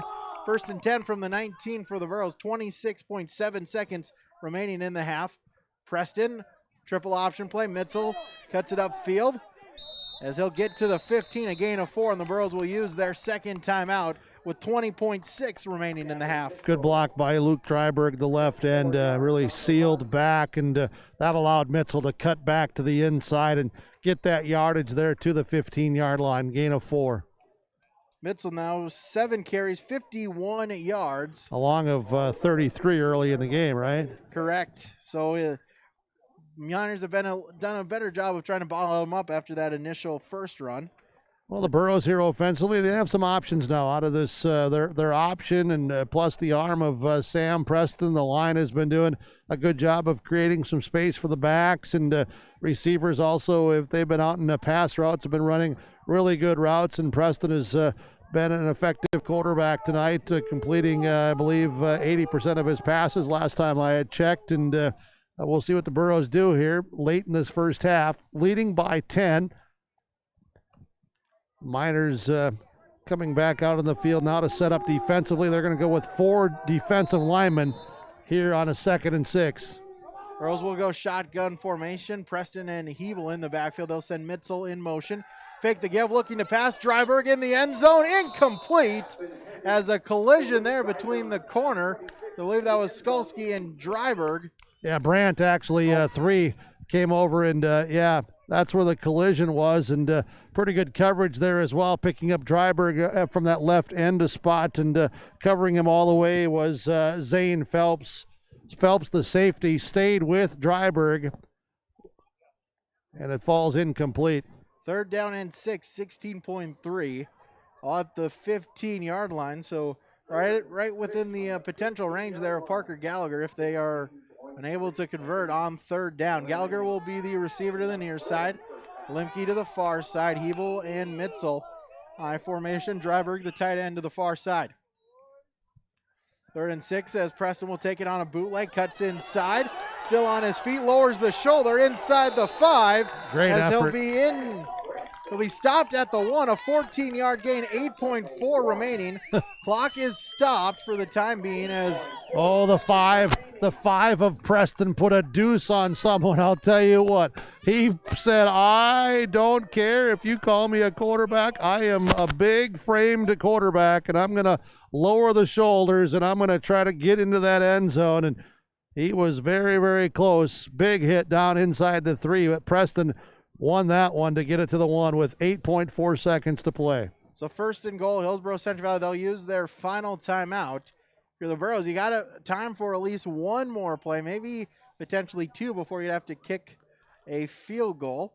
Important key here is do not get tackled inbounds if it's a pass. If it's a run, you got to get into the end zone. Well, I think both coaches would be saying, all right, well, this is the play. There's the 8.4 seconds, but offensively you say, get it in here to avoid any confusion or delays, and defensively you're saying, just make the stop, and let the clock try to be on your side. Timeout remaining, though, right? Burros have used all 3 all 3 timeouts. There we go. Yep. Beulah still with 2 remaining. As again, a big play here. Beulah, they will receive to begin the second half. Well, this will set, though, I think, some tone for the second half, either side, no matter which team you're cheering for. Absolutely. This is a big momentum potential And I'm shifter. not cheering. I'm just going to watch this here from the 1-yard line with 8 seconds to go, first half. First and goal, 2 receivers to the near side, Rage and Limke. Preston under center. He'll look to pass. Scrambles out to the far side. Penalty flag.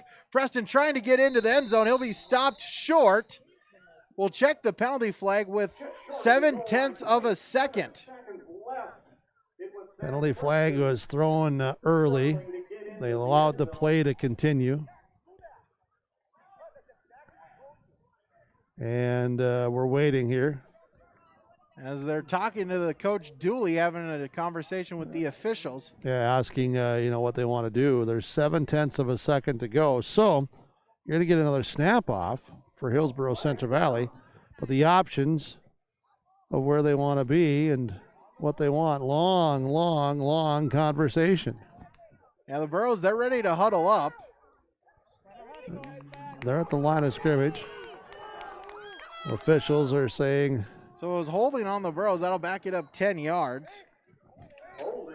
I believe Dooley was just talking with pointing at the clock, maybe upset that the last 0.7 of a second. Burros see if they can get a spike. As clock will go, they get the spike, but 000's on the game clock. Interesting.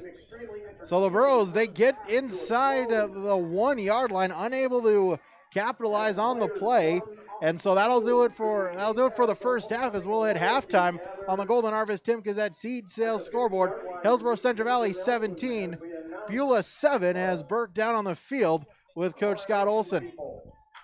Well, here we are at the half, and we'll let Coach Olson talk here with a staff member or what. It's 17-7 at halftime, and well, Coach, first half you lead 17-7. Certainly some opportunities as well that your team has had, but you've played some pretty good football. Yeah, overall, yeah, we've done well on defense. That Vikings Packers off the back or something happened. Yeah, it was recess. Yeah.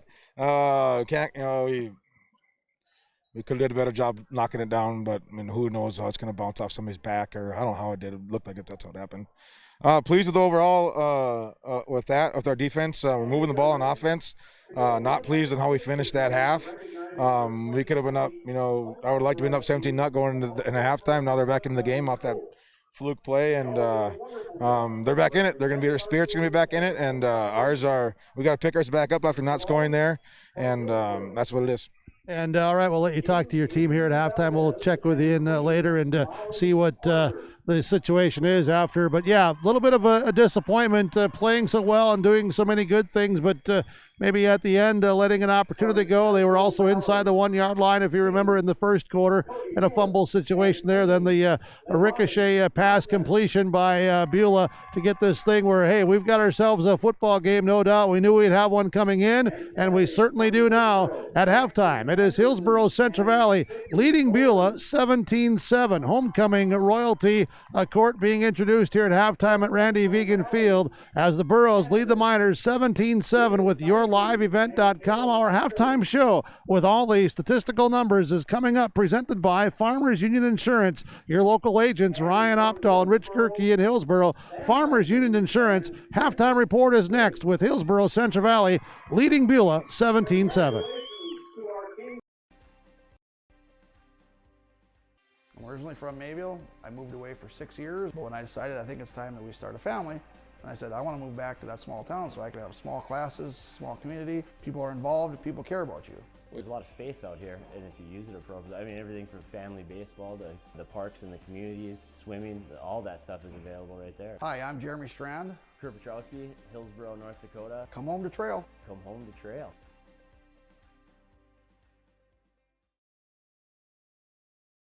When you're way, way out in farm country, right in the middle of harvest, there's nobody watching. No audience, no crowd, the only bright lights beam from a combine. And they're not pointing at you. All that's here is a field. It may not look like a place of glory, but there's still a winner. There's still a score. And for many farmers who planted golden harvest corn this year, victory is about to set in. Talk to Tim Kazette Seed Sales, 701-430-0877. There's a lot to love about Hillsboro, North Dakota. Top-notch school district with fantastic facilities and growing enrollment. Great healthcare and friendly people. Nestled between two of North Dakota's largest cities, Hillsboro embodies a small-town atmosphere that is sure to make you feel right at home. The HEDC and City of Hillsboro invites you to pay a visit and experience Hillsboro. Visit hillsboro-nd.com to learn more about Hillsboro, a small town with big opportunity. Hi, I'm Sam Preston, a student athlete at Hillsboro High School. The pandemic has affected all of us, and nobody likes having to deal with it, but we have to deal with it. And some of the ways we deal with it includes wearing a mask, keeping your distance from other fans, and staying home if you don't feel well. And if you are asked to quarantine, please follow the instructions and the state recommended guidelines. These guidelines are for us student athletes as well as fans. We want to play, you want to watch, so please follow these state of North Dakota guidelines and help us save our season.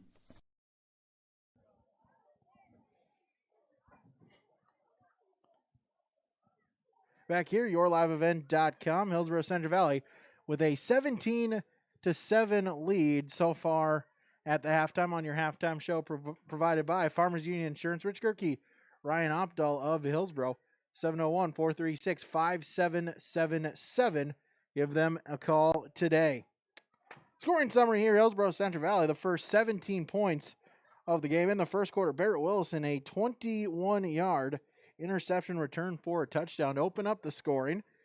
After the Parker Gallagher PAT, it was 7-0. On to quarter number 2, as Gavin Mitchell increased the Borough lead, a 2-yard touchdown plunge to make it 14-0 after the PAT. And the Boroughs tacked on with 1:40 remaining in the half. Parker Gallagher, a 27-yard field goal to increase the Borough lead to 17-0. Gallagher, his first made field goal of the season. But Beulah able to get back on the scoreboard. Kind of a wacky, zany play to open up the scoring as Trey Barrett, a 65-yard touchdown reception to Nathan Butest. As good coverage there, Sam Preston came diving in, got a hand on it, knocked it up. It bounced off of the back of Sam Preston and right in to the hands of Butest, who took it 30-plus yards from there to the end zone to give Beulah their first score of the night after the PAT was successful by Elijah Barbeau. And that brings us to our halftime score of 17-7. Golden Harvest Tim Kazette Seed Sales scoreboard. Taking another break, Farmers Union Insurance halftime report. We'll tabulate the stats. We'll bring them to you next on yourliveevent.com. Enbridge's Line 3 replacement project will create thousands of family-supporting jobs. This $2.6 billion private investment in Minnesota will be an economic boost, bring extra county tax revenue for years to come, and a secure and steady supply of North American oil to fuel Minnesota's quality of life. We're focused on safety and ready to get to work. Learn more at enbridge.com/line3us.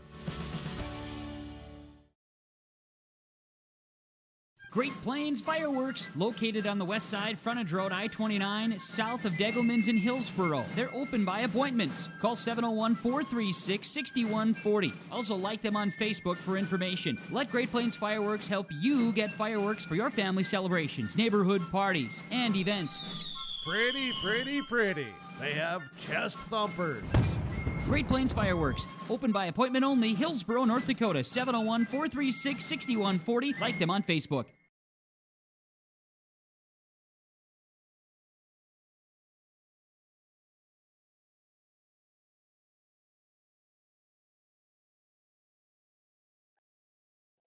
yourliveevent.com, our Farmers Union Insurance halftime report, as we'll run down our first half stats here for both teams. For Beulah, a total of 109 yards offensively, 44 yards on the ground, 65 in the air. They're led in rushing by number 22, Dawson Zaroff. 5 carries, 18 yards for him in the first half. Both Nathan Butest and Trapper Skolsky, 3 carries for 9 yards. Trey Brandt, 1 carry for 8 yards.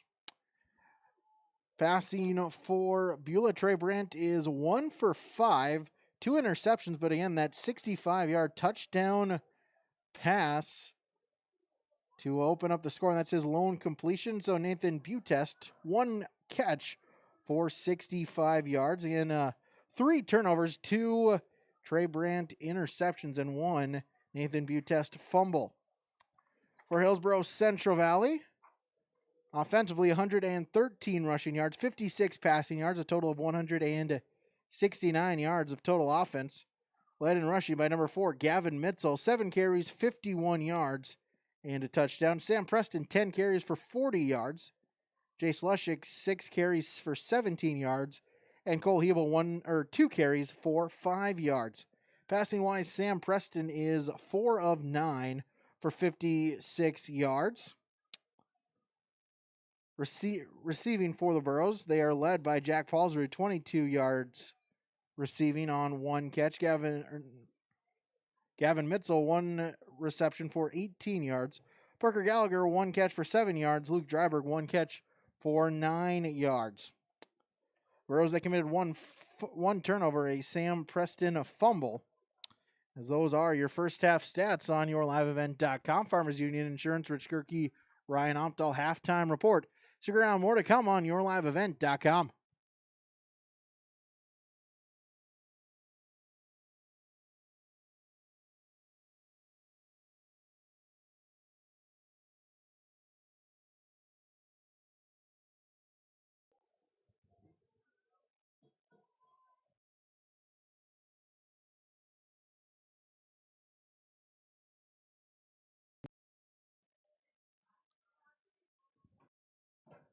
Back here, yourliveevent.com. Let's bring Burke back down on the field. And Jim, the momentum was all kind of going with Hillsboro-Central Valley, and then you just have a wacky, zany, tipped pass for a touchdown. That's really just kind of changed the feel all around through Randy Vegan Field right now. Well, yeah, it certainly has. You could hear the comments from Coach Olson right before we let him go to talk to his team.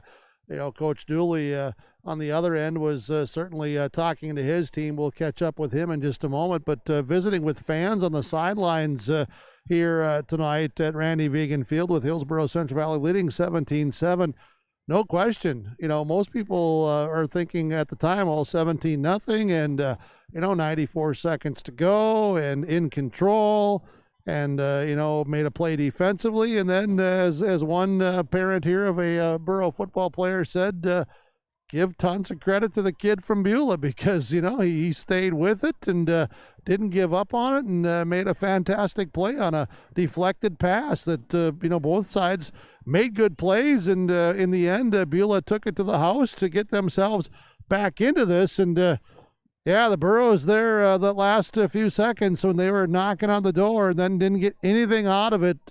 Keep in mind now, the Miners will get the kick to begin the second half, and we'll see what they do offensively and what the Burros do defensively. But I'm going to get it back to you as I'll reposition myself and try to get to Coach Dooley here for the Miners. Yeah, we'll let you go make your way down to the end zone. Again, Hillsboro-Central Valley again start out with that 17-0 lead, and then the big 65-yard Nathan Butest reception for the touchdown really changed the swing of the momentum. Again, Hillsboro-Central Valley, they got down on the 1-minute drill. They got down to the 1-yard line. Where just from there, they're unable to convert, had a penalty, and just ran out of time, used up the timeouts when they really needed that one final one, and ends up staying at 17-7 here as we get here in halftime, as we get set for the start of the second half. Like Burke mentioned, the Miners will have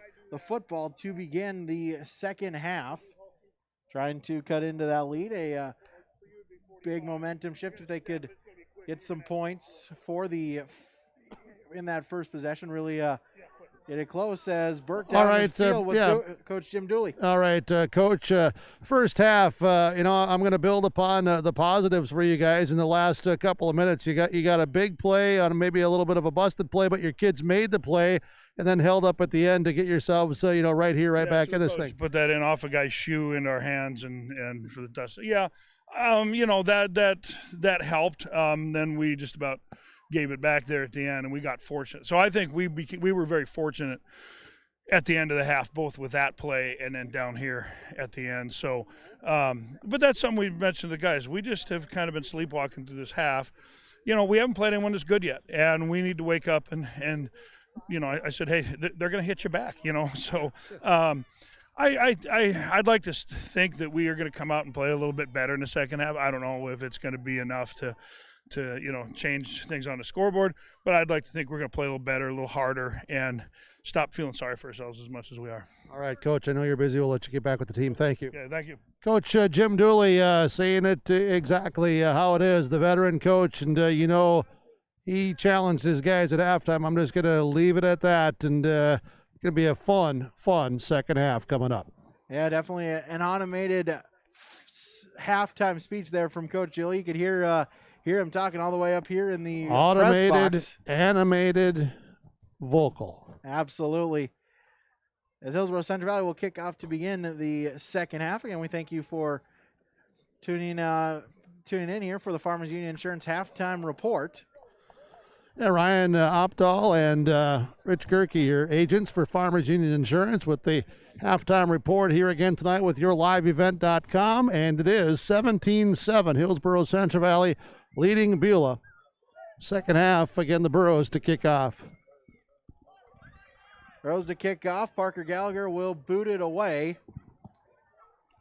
As deep to return, Zane Phelps as well as Kevin Gilmore, two returners back deep for the Miners. And we are ready for a second half of football. As the Miners out in their defensive formation, the Burros getting some last pump-up words there from Coach Hinkle. Hey, Brady, I'm sorry, I just didn't have my headphones up when you were giving all the stats. What was the total yards in that first half between the two teams? Total yards, Beulah 109, Hillsboro-Central Valley 169.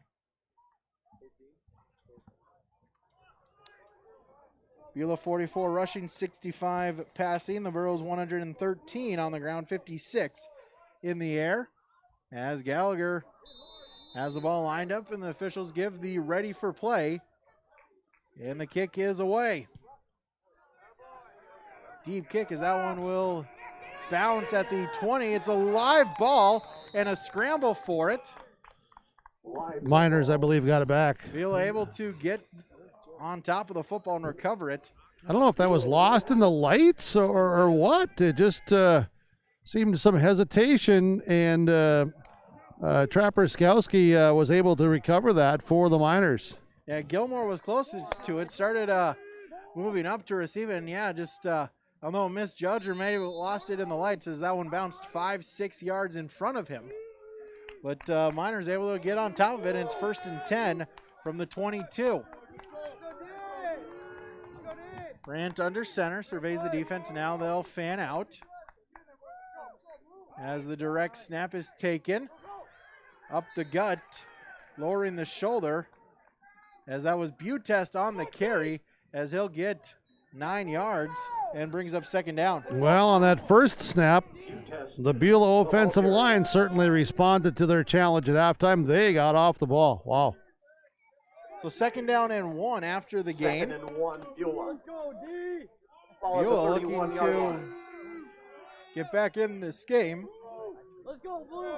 As Brandt will fan out him and Butest.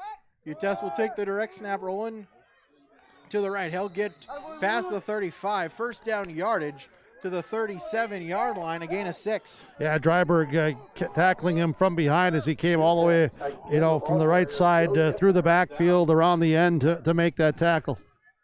I'll give you the Beulah roster once again. Armani Smith, Jacob Clout, the tackles. The guards are Dawson Duchuk and Tayton Vondra. The center is Aaron Ripplinger. Carson Wygum and Easton Schatz are the tight ends.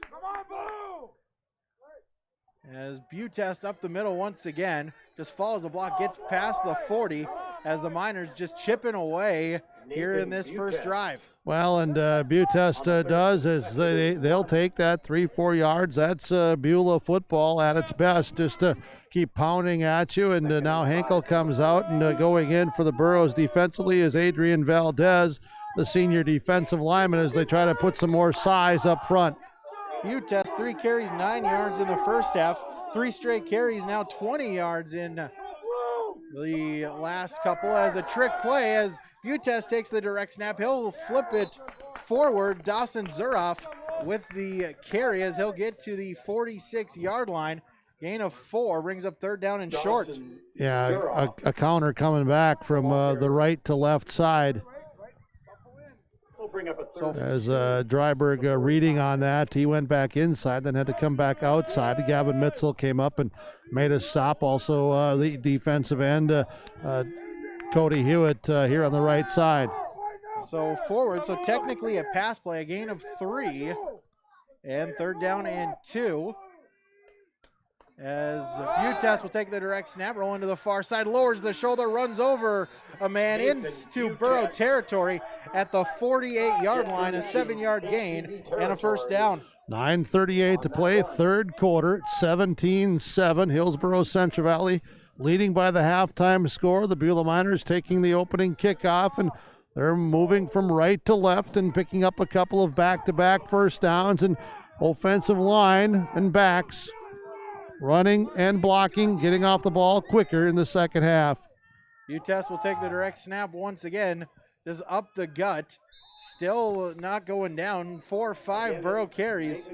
Tacklers on the pile. He'll get a gain of 3, second down. And leading the blocks there for Beulah is 52, Tayton Vondra. They run off that right side. Dylan By, yeah, I was just going to say Cody Dylan Hewitt, By, yeah. The offensive or defensive line for the Burros in the 3-5 set. Luke Dryberg, Caden Passion, Devin Henkel, Gavin Mitzel, Jace Lushik. The linebackers, Riley Olson, Parker Gallagher, the corners. Free safety is Sam Preston. As wrapped up in the backfield, nothing there for Zuroff as he'll lose a yard with forward progress, brings up third down.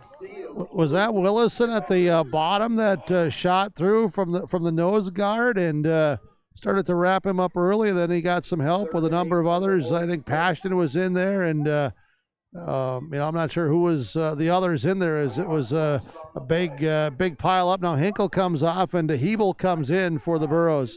Third down and 8 from the 46-yard line. As Brand looks at his play sheet. Under center, surveys the defense. Now they'll fan out. 3 receivers to the far side. Brand, the lone person in the backfield, has nothing there as Dryberg reads it well, sheds a block, and he'll sack him for a loss of 1 and bring up fourth down. Yeah, Dryberg, he just crashed on that play, and he was right there. He made the play, and again, those defensive ends, they got their work tonight and played very, very well. And coming off is one of the defensive ends for the Burros in on that snap. That was Aaron Johnson. So fourth down and 8. Miners showing that they will go for it. They showed this same formation earlier, and it was a quick punt. We'll see what they elect to do. 4 receivers set as Brandt looking back to pass. Rolling to his right. Now he'll fire it deep as it's incomplete. Underthrown as he got pressured. Might have gotten hit as well. And a turnover on downs. 1st and 10 for the Burros. Yeah, Brady, who's the defensive player for the Burros that's down on the grass, on the knees? There was the pressure from this defensive player on the quarterback, Brandt, and maybe even swiped at that arm. That ball looked like it either slipped off the hand or was partially deflected or whatever. Is that Mitzel? Mitzel came in from the linebacker position, kind of holding his arm a little bit. He'll get back up to his feet. He'll walk back under his own power. So 1st and 10 for the Burros from the 46-yard line after the turnover on downs. 7:04 to play in the third quarter. 17-7. Hillsboro-Central Valley with the lead tonight. It's their homecoming football game in week number 4. Lushik will be the tailback. He'll dot the I with Hebel. Limke to the near side and Rage to the far side. Dryberg to the near side as well as the tight end. Preston under center. Gets the snap. Give his to Lushik. Nothing there as he's wrapped up in the backfield as Armani Smith read it perfectly and gets the tackle for loss. Yeah, Smith got there in a hurry and really just beat all the blocks. Anybody that could get to him. Smith, fantastic defensive play. Parker Gallagher will come in. He'll bring the play call. Two receivers to the near side in Limke and Gallagher. Dryberg the lone to the far side, the tight end, I formation. Triple option play. Preston will keep it. Nothing there as he'll get back to the line of scrimmage, diving forward. And that'll bring up 3rd down and long. Yeah, and making the play for Beulah is 60, Jacob Clout. So 3rd and 11, halfway gone in quarter number 3, 6 minutes and ticking. Lushik Rage to the near side, Limke to the far side, shotgun formation. Preston back to pass. He'll look to fire to Rage. Intercepted! Intercepted by the Miners.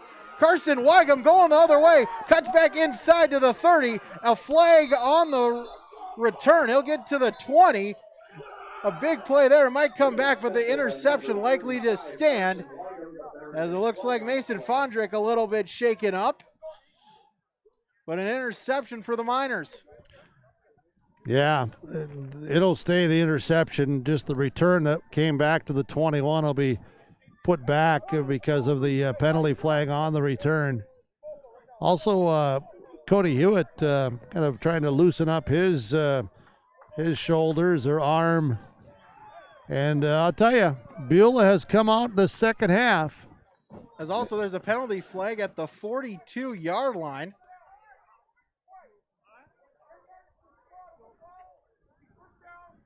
Yeah, it's first down Beulah. It's just going to be nonetheless. Okay, I saw the flag 42, but so 2 block in the backs called on the return, but the interception does stand. Right. The furthest one back is obviously the one the Burros accepted to put Beulah back into their own end of the field at their 32-yard line.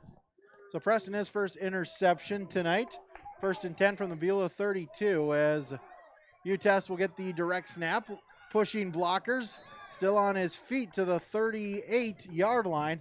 A 6-yard gain brings up 2nd down. Well, Coach Dooley, you heard him talk with us here on yourliveevent.com that, hey, the message at halftime was, guys, you're playing a darn good football team. I'm not sure if he said that word or not, but you're playing a really good football team, and they're kind of punching you in the mouth. Are you going to stand there and let them just keep backing into the ropes, or are you going to start coming out and, getting back and really getting aggressive? And I'll tell you what, Beulah is right now playing very physical football here in this 3rd quarter.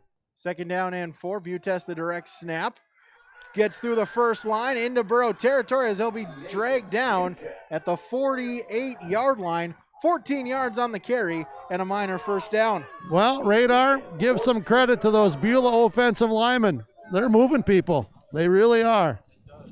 Absolutely. The offensive line, Armani Smith, Jacob Clout, as well as Dawson Duchuk, Tayton Vondra, Aaron Ripplinger, the front line for the Miners, as well as Carson Weigum and Easton Chance, the tight ends for Beulah. Doing work here in the second half as Butest will take the snap. Cuts back to the inside. He'll get to the 41-yard line. 7 yards. Brings up 2nd down and 3. 2nd and 3. And Dryberg again on the tackle, or among those on the tackle for Hillsboro-Central Valley. Dryberg's every week he's been all over the football field. Nothing pretty for Beulah so far. Just snap the ball to Butest and let him find the hole. He's a horse. Absolutely. Came in here, the number 1 running back came into tonight, averaging over 100 yards per game. As the rush will get to the 36-yard line, 5 yards, and another Miner first down. Under 4 minutes to go in the third quarter. This one so far has been played, between the 25, 30-yard lines between these two teams. No scoring in this third quarter up to this point. Beulah trying to get something on the scoreboard here. The Borough defense trying to lock it down and make another stop. Starting to see the crowd kind of get vocal here along the Borough sideline as Butess, the direct snap, cuts it inside and lunges forward for a short gain. Give him 2, second down. Well, Brady, you've got a good look up there along with our camera as Dylan By gets up from along the bottom there on the defensive line for Hillsboro-Central Valley as Hebel will come out and Valdez comes in for that fourth down lineman. But I was going to say, you and the camera really seeing from above, it's a real battering of a real, guys in that trenches there on both sides as penalty flags, whistles, all that'll stop this. Yeah, as we'll get a false start on the tackle along the far side. Back him up 5 yards. I just have to believe that our viewers and yourselves from up top it just seems like in the trenches there's just much more contact here in this third quarter than maybe we saw consistently in that first half. Absolutely. As we used to say, this is big boy football here tonight. 2nd and 12, clock under 3 minutes to go in the quarter. Butess to the direct snap as he'll get a yard, nothing more, and brings up 3rd down and long. Yeah, pull up the socks and tighten the girdle here right now, right? So Butess, 14 carries, 75 yards so far tonight as, again, penalties really has brought them back now. What was 2nd down and manageable after one play, 3rd down and long for the Miners, something that Beulah not set up for as an offense. As Brandt, Butess will get it. The pitch play up the middle as nothing Look at there. That. Wow, great defense. Zuroff on the carry as he'll lose a yard, bring up 4th down. How about the pursuit there of the Burrows? You got Dryberg and Paulsrud playing some linebacker spot on this side. Pashton and Leshik on the other side as they came to the side of Dryberg and Jack Paulsrud. Luke Dryberg, Jack Paulsrud up front. Willison, Dylan By, right defensive end. Just a very good team defense. 4th and 12 here. 2 receivers set for the Miners as Kevin Gilmore, the receiver to the near side. Brandt under center. He'll look back to pass as he'll get it to Skolsky out in the flat as he'll break a tackle, but the Borough defense swarms. Well defended. Very good defense. Get to the 36-yard line, only a gain of 2, and another turnover on downs. Outstanding defense by the Burrows there to stay at home, make the plays, and that was Caden Pashton. Pashton, the experience, the veteran, and stayed there and then made the play. Open field tackle against an outstanding athlete. And great defensive effort by Pashton and the Hillsboro-Central Valley on that series. 90 seconds remaining in the third quarter. Preston under center. 2 receivers set. Pitch play out to Lushik. Cuts inside. Still on his feet. Penalty flags past down. The 45. Mark it at the 48, but we'll check the penalty marker. I think it's maybe going to come back holding against Hillsboro-Central Valley. So the Burrows. I think it was on the opposite side of where the play was going. Nonetheless, it's a penalty flag. I'm not disputing that. I was watching Caden Pashton here on the right side of the offensive line. He's. You said this is a big boys game right now, and I'll tell you what, the big boy is saying, all right, we're gonna grit the teeth a little bit harder into this mouth guard, and we're gonna tighten the chin strap, and we're gonna make sure the screws are in tight to the helmet because we're ready to go. Burrows 5 penalties, 40 yards tonight. 1st down and 20 from the 36-yard line. Preston in the shotgun formation. He'll send Mitzel in motion, fake the jet sweep. He'll look to pass up the middle. Intercepted! Intercepted by the Miners. Was that Brandt coming in there? Yeah, he read that all the way. He was looking into that backfield and seeing the eyes of Sam Preston was locked in on the receiver, and Brandt came from the opposite side. He read it and knew that there was nothing coming to his side, so he could just kind of have some freedom there, and he made an outstanding defensive read, and the interception Back-to-back picks by the Beulah defense with 1:03 to go in the third quarter. It's still 17-7. Yeah, second straight Preston pass that has been intercepted. As Brandt under center. As the direct snap is given to Phelps as he's strung out and tackled for a loss of a yard and a holding penalty called on the Miners. I think that was Dryberg again, that chased him down from behind. Luke Dryberg showing the speed. Watching Riley Olson here, the right corner for Hillsboro-Central Valley defensively, stringing that thing out and taking on a block of a receiver and Dryberg in pursuit from the backside.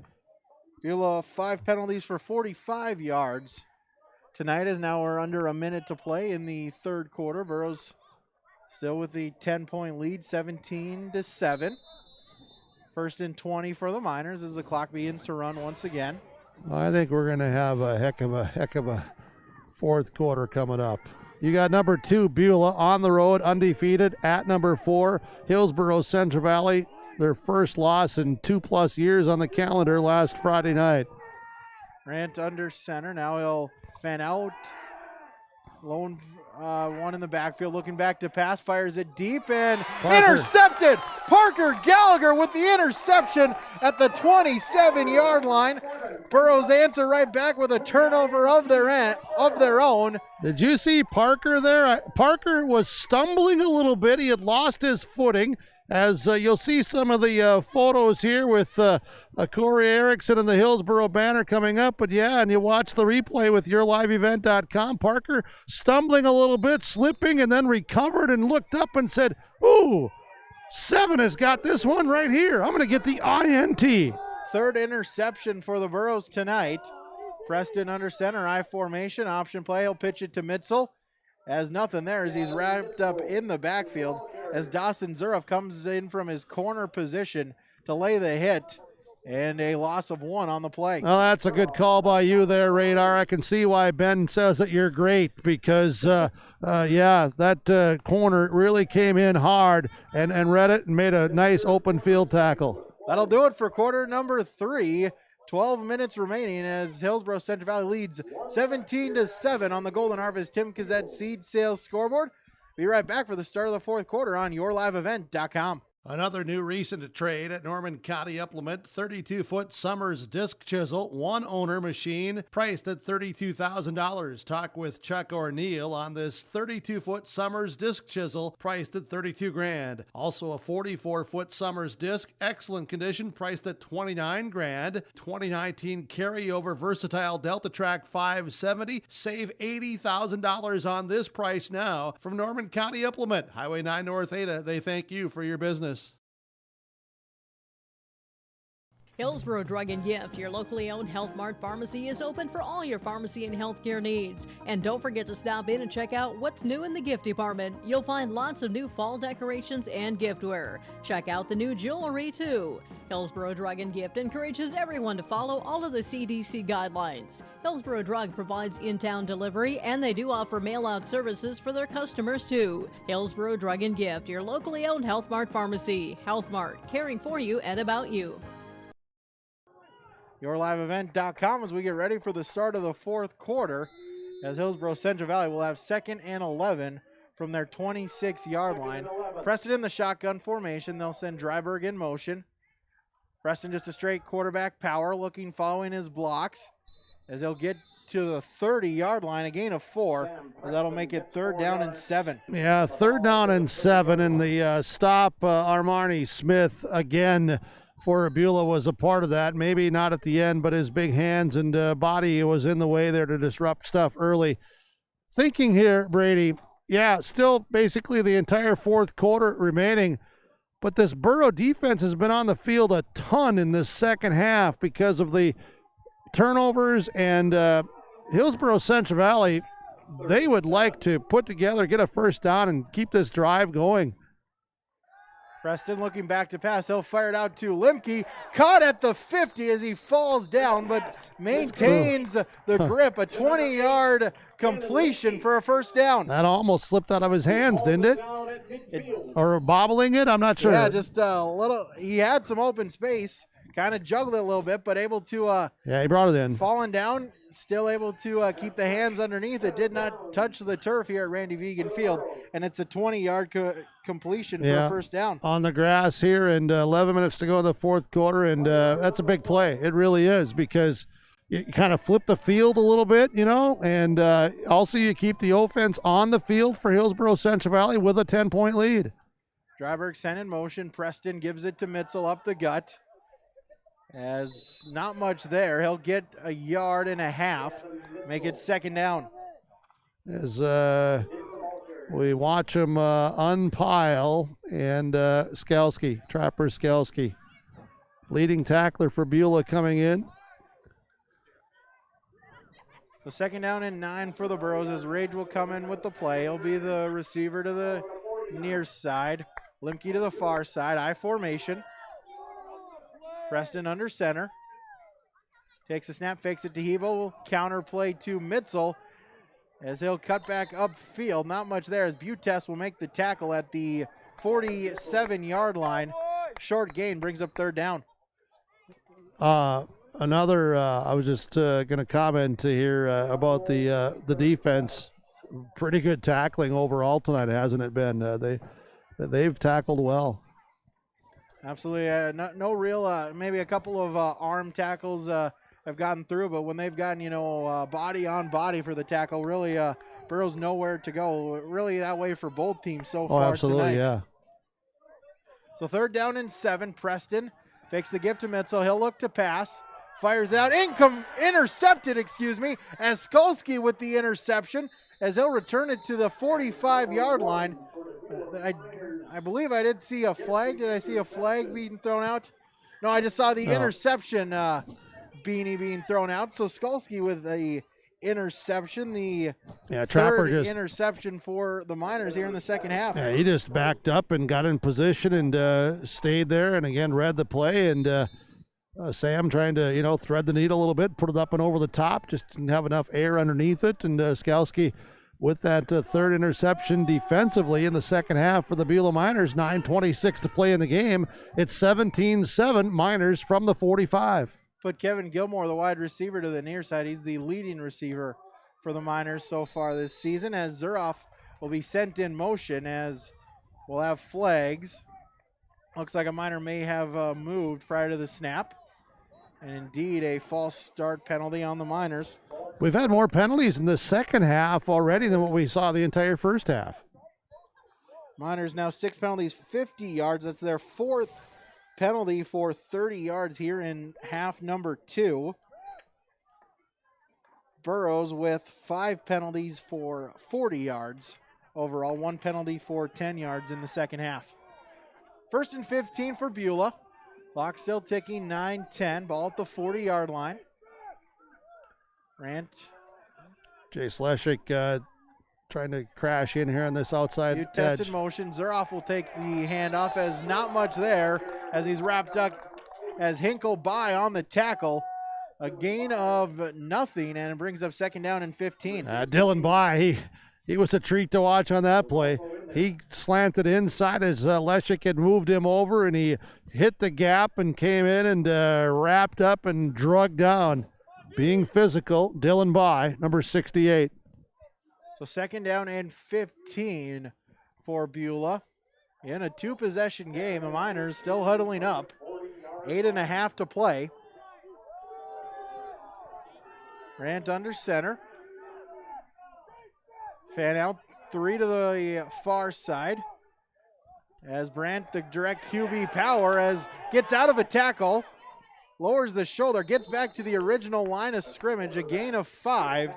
That'll bring up third down and 10. Cody Hewitt had the first shot at him, and he made a very nice play from his right defensive end spot, and Brandt slipped out of that and got some positive yards before some other Burros were there. But it's, as you said, it's third down and long, and under 8 minutes to play in the game.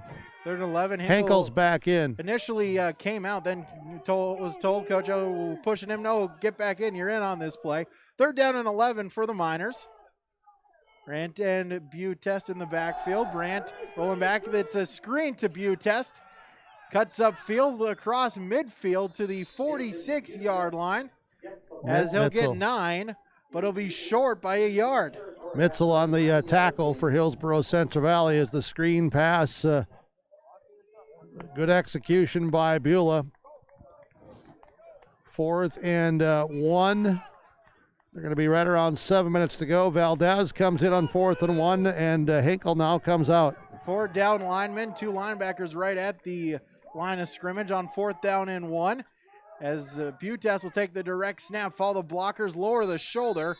He'll get 2, move the chains for another minor first down. Hebel comes back in for Hillsboro-Central Valley. Valdez comes back out. First down for the Miners. All at the 43. Miners starting to get a little bit of urgency as Butas. Nothing there as Jace Lushik on the tackle in the backfield. A loss of 2, second down. Leshik and Dryberg on the outside linebackers have made a lot of plays tonight. Second down and 11. Miners no huddle offense. Butas, the pitch forward to Zuroff.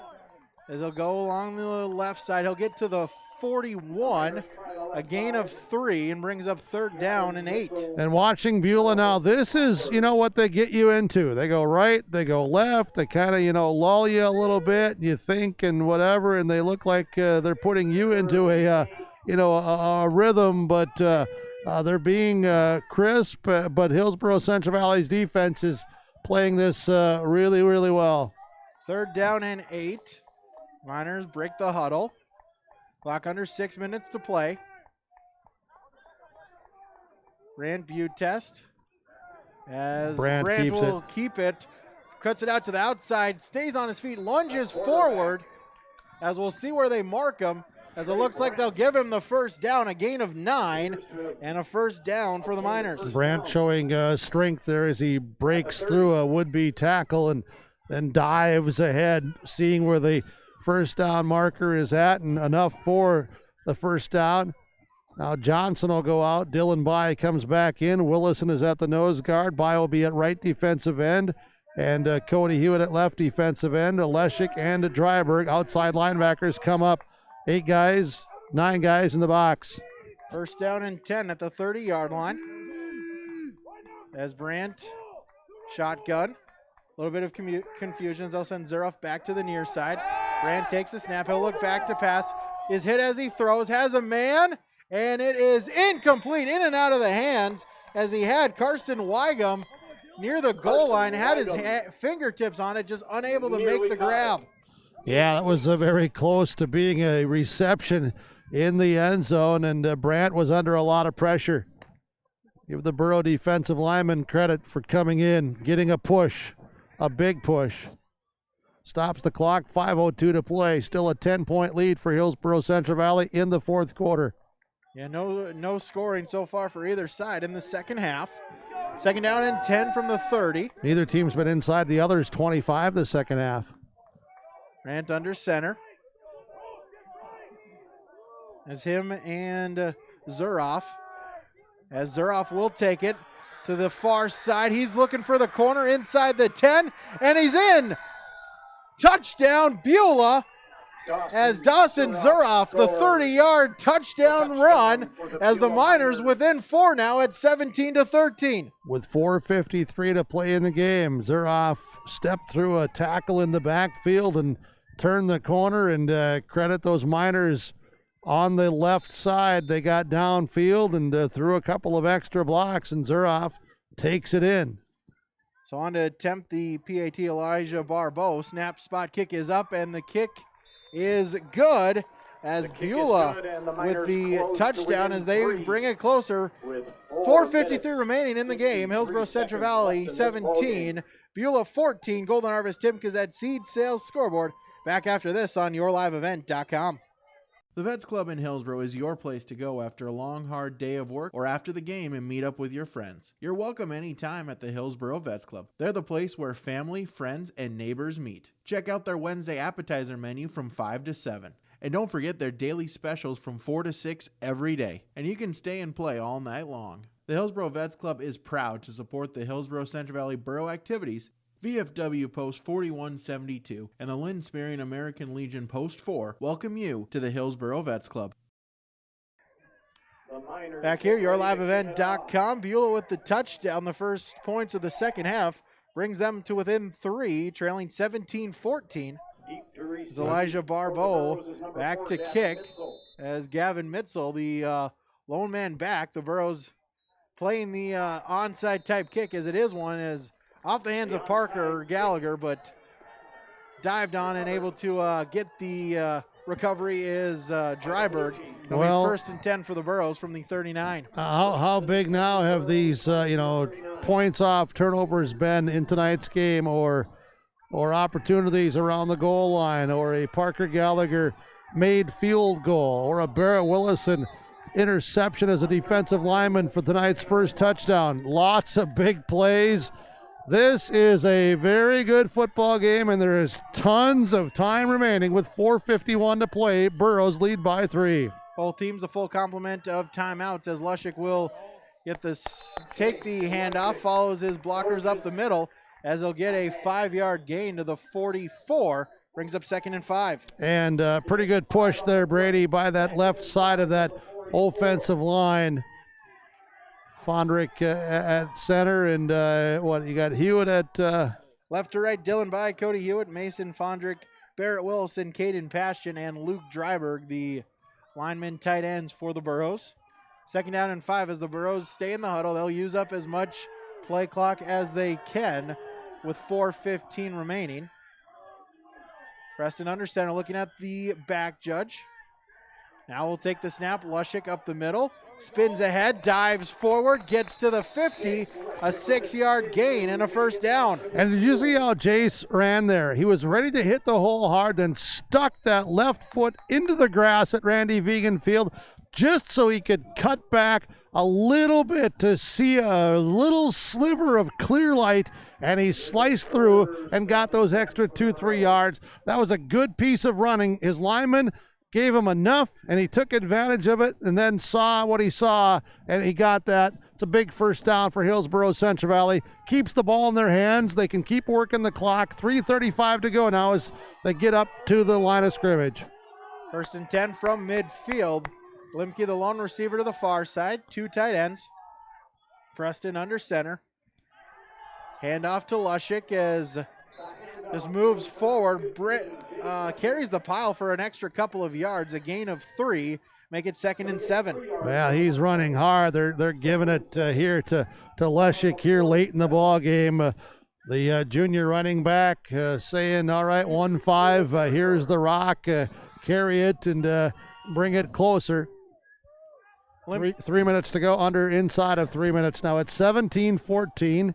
Hillsboro-Central Valley with the lead over Beulah. Limke out, Gallagher into the near side. 2 tight ends, Paulsrud and Dryberg. I formation, Preston under center.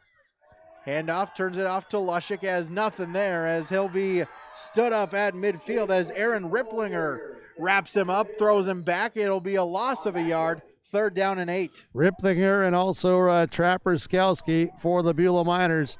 They bring players in and out as they will bring back in on the defensive line. 18, Amari Gilmore, and going out was 77, Tristan Butchfink. Lushik came in as the leading rusher for the Burros, coming in with 168 yards. So far, 11 carries, 29 for Jace tonight. Most of those in the last 3-4 plays. As we'll get a timeout called, Hillsboro-Central Valley will take their first timeout. We'll take a timeout as well. 2:04 remaining, Hillsboro-Central Valley 17, Beulah 14 on the Golden Harvest Timkes at Seed Sales scoreboard. Don't be fooled by that beat-up old cap. Its faded crown represents the tireless work of America's farmers and ranchers. Its sturdy brim, their dedication to providing our nation with a safe, affordable food source. From sunup to sundown, they're turning quarters into the dollars that drive our rural economy. So we'd like to tip our hat to them. Farmers Union Insurance, protecting those that protect America's food source. Another new recent trade at Norman County Implement, 32-foot Summers disc chisel, one owner machine, priced at $32,000. Talk with Chuck O'Neill on this 32-foot Summers disc chisel, priced at $32,000. Also a 44-foot Summers disc, excellent condition, priced at $29,000. 2019 carryover versatile Delta Track 570, save $80,000 on this price now from Norman. 3rd down and 8 for Hillsboro-Central Valley at the 49-yard line. Preston under center, triple option. He'll pitch it off to Lushik, cuts inside, gets to the 45, but he's dragged down at the 43-yard line. A gain of 5, as that'll make it 3rd down and 3, as the Miners will take their first time out on 4th down and 3. 1:55 remaining in the game. Golden Harvest Tim Kazette Seed Sales Scoreboard. Burrows 17, Miners 14. YourLiveEvent.com. All jobs are essential, especially yours. In District 20, your team of Randy Lem, Mike Belts, and Jared Hagert will focus on strengthening our economy and job creation. They believe in increased funding for K-12 education and strong support for Mayville State. As farmers, Lem, Belts, and Hagert know that agriculture will always be the backbone of the North Dakota economy. Elect your District 20 team of Randy Lem, Mike Belts, and Jared Hagert. Paid for by friends of Mike Belts, Ham Johnson, treasurer. 4th down and 4, 1:55 remaining. Burrows clinging to a 17-14 lead. Both teams now, they've used one timeout. They've got 2 remaining. Let's go, Blue! As the Burrows looking, they will go for it on 4th down and 4 from the 44. A lot of 4s on the scoreboard. 1:55. Preston in the shotgun formation. 3 receivers. Send Lushik in motion. Trying to draw him offside. Hard count. As Burrows no intention of running the play. They'll take their second timeout with 1:55 as the Beulah defense, a good job at staying home.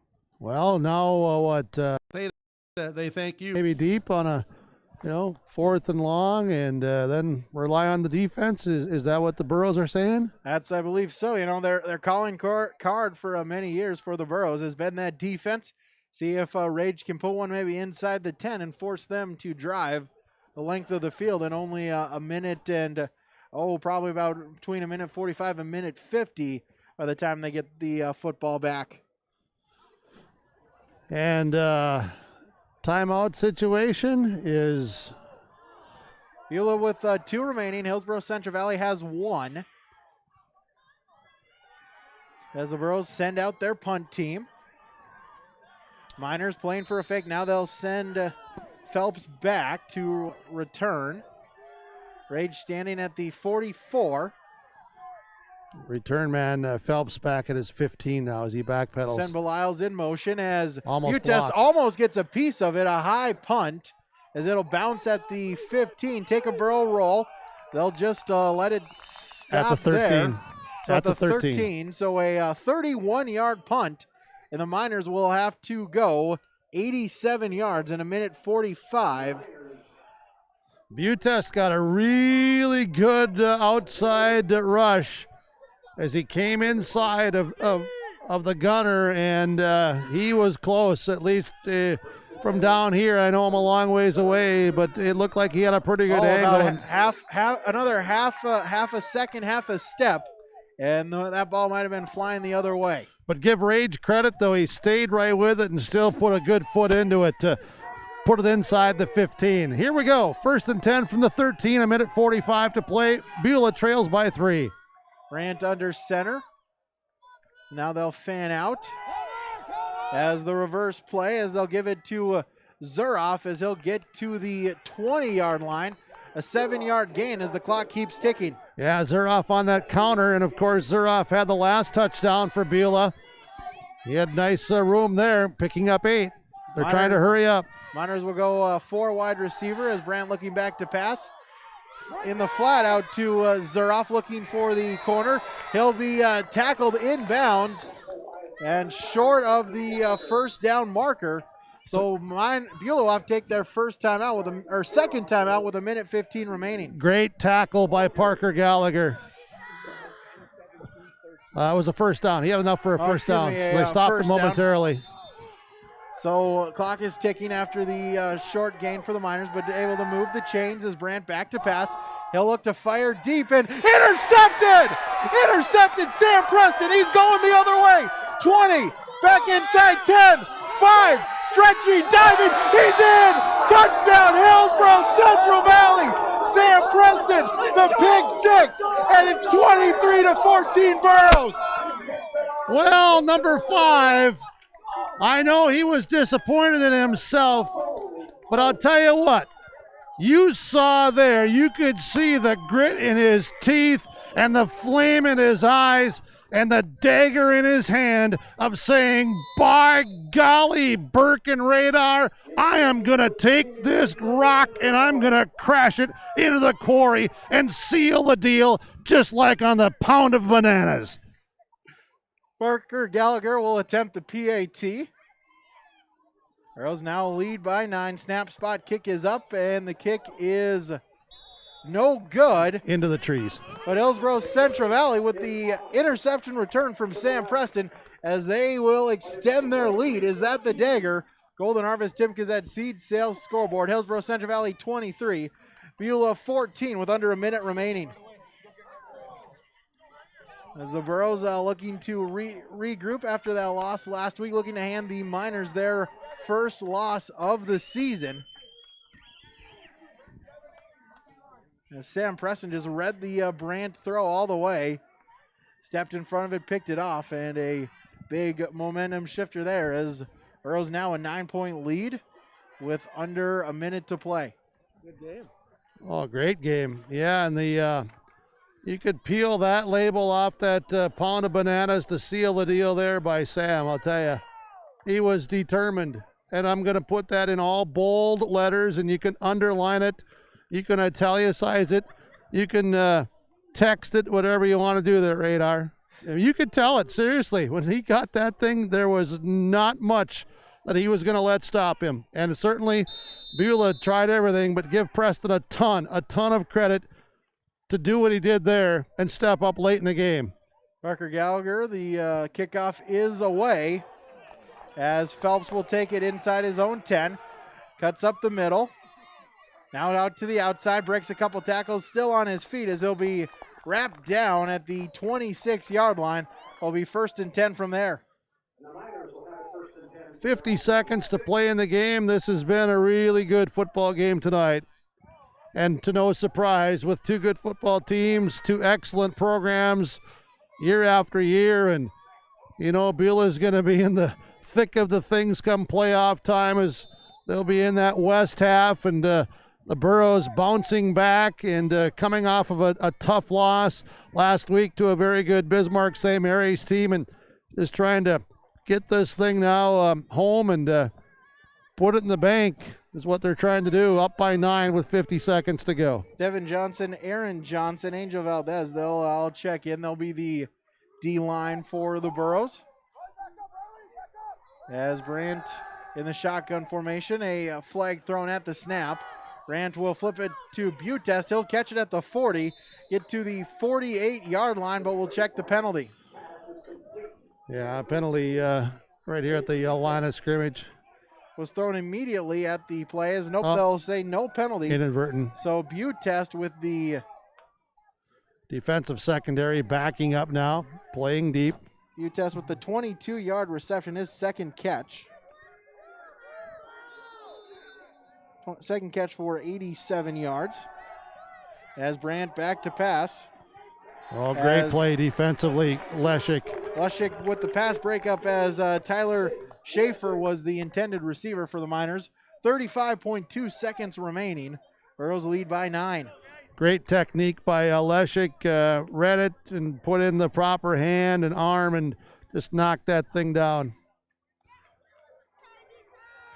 Well coached, and you can tell these players are watching film, studying, and preparing for these games. 2 receivers, Andrew Hager and Kevin Gilmore, the receivers for the Miners.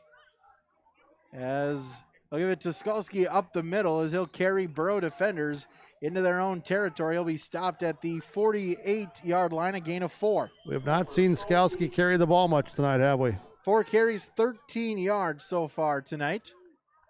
As Brandt in the shotgun, looking to pass as it is incomplete, in and out of the hands of Kevin Gilmore. Falls safely to the turf, as that'll bring up 4th down and 6. 12.9 seconds remaining in the game. Of course, coming up, we'll have our post-game report. We'll talk with some players and coach and share the information and thoughts and words of wisdom on this one tonight. What a beautiful night for a football game. As just a little light breeze and temperatures are great. Wonderful. 4th down, last chance for the Miners. They'll have 3 receivers, 2 to the far side, 1 to the near side. Brandt in the shotgun, said he'll roll out to his right. Now looking to scramble, but Dylan By gets his hand on him, does not let him go, as it's a gain of no yards on the play and a turnover on downs. Burrows will have one chance to kneel it down to seal the deal and guarantee the 23-14 victory. Well, you're always proud of, the kids you're coaching and the athletes, and proud of your own kids that are playing when your moms and dads and family members. But when you see seniors making plays late in the game, it's extra special. The best formation in football, victory formation, as Sam Preston will take a knee, and the final seconds run off as Hillsboro-Central Valley sweat it out, but they pick up the victory here tonight. The number 4 team in the Burrows upend the number 2 ranked Beulah Miners. A final on the Golden Harvest Tim Kazet Seed Sales scoreboard. Hillsboro-Central Valley 23, Beulah 14. Stick around, we'll wrap it up next on YourLiveEvent.com. Hillsboro Drug and Gift, your locally owned Health Mart pharmacy, is open for all your pharmacy and healthcare needs. And don't forget to stop in and check out what's new in the gift department. You'll find lots of new fall decorations and giftware. Check out the new jewelry too. Hillsboro Drug and Gift encourages everyone to follow all of the CDC guidelines. Hillsboro Drug provides in-town delivery, and they do offer mail-out services for their customers too. Hillsboro Drug and Gift, your locally owned Health Mart pharmacy. Health Mart, caring for you and about you. Valley General Store in Halstead is now open 7 a.m. to 7 p.m. Monday through Saturday. They welcome you to stop in, get all your hardware items, groceries, and more now in the new store with more inventory. Valley General Store in Halstead. Come and shop for your fresh produce and grocery items. Valley General Store, now with groceries in Halstead. Thanks to all who have visited the new Valley General Store in Halstead. If you haven't been there yet, they welcome you to stop in at the store full of hardware, groceries, and more. Valley General Store in Halstead, open 7 a.m. to 7 p.m. Monday through Saturday.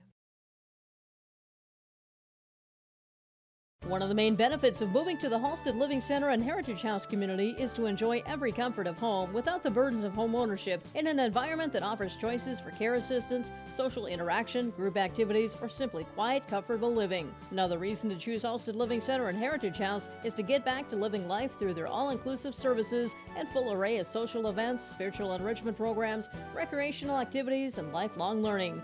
For more information, call 456-2105 or log on to halsteadlivingcenter.com. Hillsboro-Central Valley will improve to 3-1 as they pick up the homecoming victory. With fireworks going off in the background, the Burros had to earn it here tonight. Hillsboro-Central Valley got out to a 17-0 lead in the first quarter. Barrett Wilson, a 21-yard pick six to open up the scoring. And it was 7-0 after the Parker Gallagher PAT. Second quarter, Burros tack on as with 8:26 remaining in the half.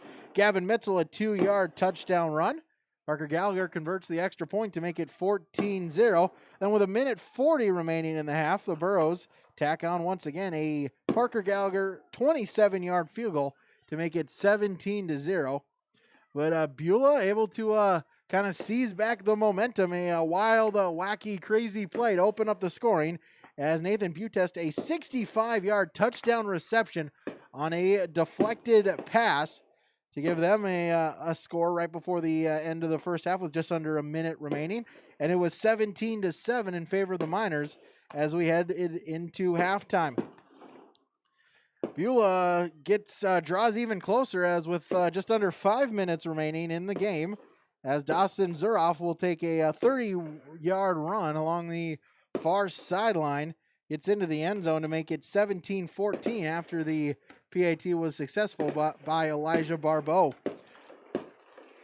Miners actually force a Burrow punt and have one final chance with under a minute remaining to either tie or retake the lead, but Sam Preston steps in front of a Trey Brand pass. Those 50 yards all the way into the end zone for the second pick six of the game. And the Burros put in the dagger as that made it 23-14. The extra point was no good, but the Burros able to hold on from there. Your final, Hillsboro-Central Valley 23, Beulah 14, your final Golden Harvest Tim Gazette Seed Sales scoreboard. Take another quick break, then we'll have Burke down on the field. Reaction from players and coaches. That's next on YourLiveEvent.com. If you're looking to upgrade your appliances, Olson Hardware in Hillsboro is the place to stop, as they have sales and service for all your major appliances: refrigerators, freezers, washers and dryers, stoves, dishwashers, and microwaves. Olson Hardware also now has in store the Amazing Rest mattress. It's a high-quality, affordable mattress designed to help you achieve amazing rest. If you're in need of a mattress upgrade, stop and check out the Amazing Rest mattress. And don't forget about all of your general hardware items, too, at Olson Hardware in Hillsboro. Sorum Oil Company, Highway 81 in Hillsboro. For when you need repair work done on your vehicle, need an oil change, need new tires or tire repair, visit Sorum Oil Company in Hillsboro. They fill LP tanks, bulk delivery of your home heating or farm fuels, and carry batteries. Call your locally owned full-service gas station, Sorum Oil Company in Hillsboro, 701-636-5356. Brad, Jody, and Blake Sorum thank you for your business, and they look forward to continue serving you at Sorum Oil Company, Highway 81 in Hillsboro. Right Implement in Hillsboro, 701-636-5692. For shop and field service, farm equipment sales, repair on all equipment, in the field, on the farm, and in the shop with Right Implement in Hillsboro, 701-636-5692. Check out Right Implement for farm equipment, repair and service of equipment and all trucks on Caledonia Avenue in Hillsboro. Right Implement, 701-636-5692. Hillsboro Lumber is ready to help you with all of your building projects. Are you building something new? Doing some remodeling? Maybe adding a deck? Hillsboro Lumber has all of the building materials as well as everything else you'll need to complete it. Along with the materials, they can give you a free estimate. If you need help in planning your project, let the professionals at Hillsboro Lumber assist you. They have the expertise and professional service to help you. For all of your building or remodeling projects, farm, home, or commercial, see Hillsboro Lumber today. So Hillsboro-Central Valley with the 23-14 lead as Burke down on the field. The Borough players just still communicating as they're in a huddle now, celebrating the victory. Absolutely, and captains are talking, team leaders are talking. Heck of a fireworks here tonight on homecoming night. Buxton Fire Department fireworks from the south end zone.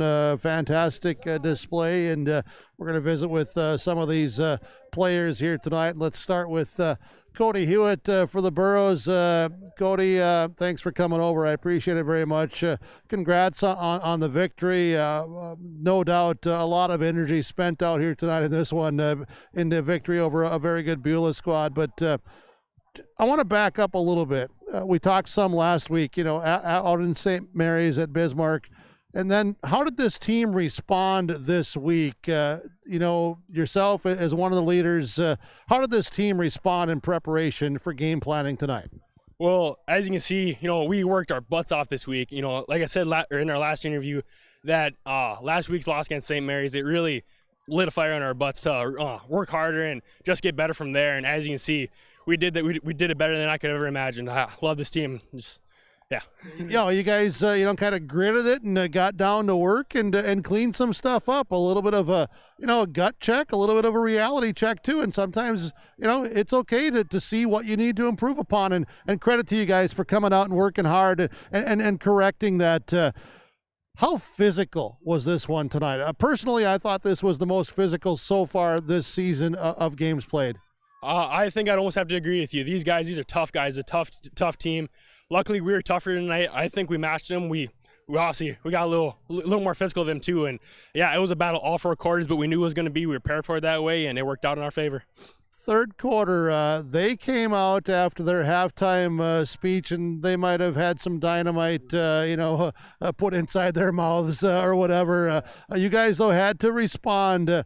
Talk about your play from the defensive end spot. I know you're on one side, Dylan on the other. There's some other guys that come in to give you guys some breathers now and then, but talk about the things that you guys had to do and stayed at home to get the job done. Yeah, well, Coach Oil, he made our job very clear this week during practice that our job, we're not going to get the glory this week. All we got to do is plug it up and make it bounce, if they come up, obviously tackle them. But our job was to get down and dirty, get our noses in there, and that's what we did for the most part, and it worked out good.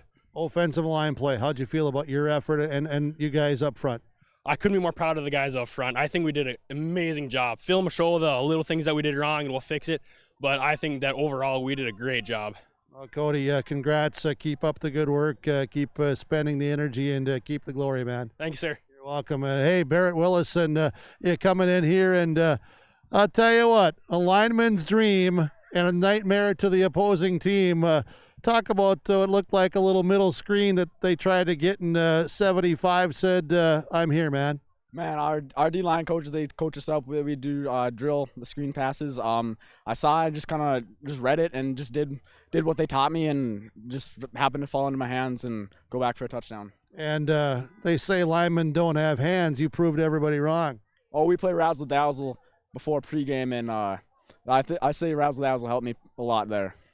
Talk about the line play. Let's go on the defensive side first of all. You're at the nose, and you're doing your job, and just looks like you're getting more and more comfortable as this season has gone on. You've been up against some real guys, on the opposing side here in back-to-back weeks. But talk about the effort, the play, and plays being made. Oh yeah, we D-line coaches, they coach us up. They tell us what to do.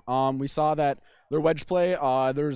They have all their linemen just push forward. I knew I just had to get low as I can, even drop to the ground sometimes, and just stop that forward progress the linemen had, and have our linebackers come in and scoop up the tackle. How much did you guys, I'm going to say, grow up again tonight? Because, hey, they came back at you guys. You knew that they would. They're a good football team. They made you work. It looked like maybe early on you're going to have things really in control, but you had to grit it and grind it and come out at the end. Oh, yeah, we handled adversity very well. We knew what we had to do to get it done, and we got it done. Hey, be proud of your effort. Congrats, and good luck to you. Thank you. You're welcome. Barrett Willison, interception, pick 6 tonight. And also here is Gavin Mitzel for the Burros.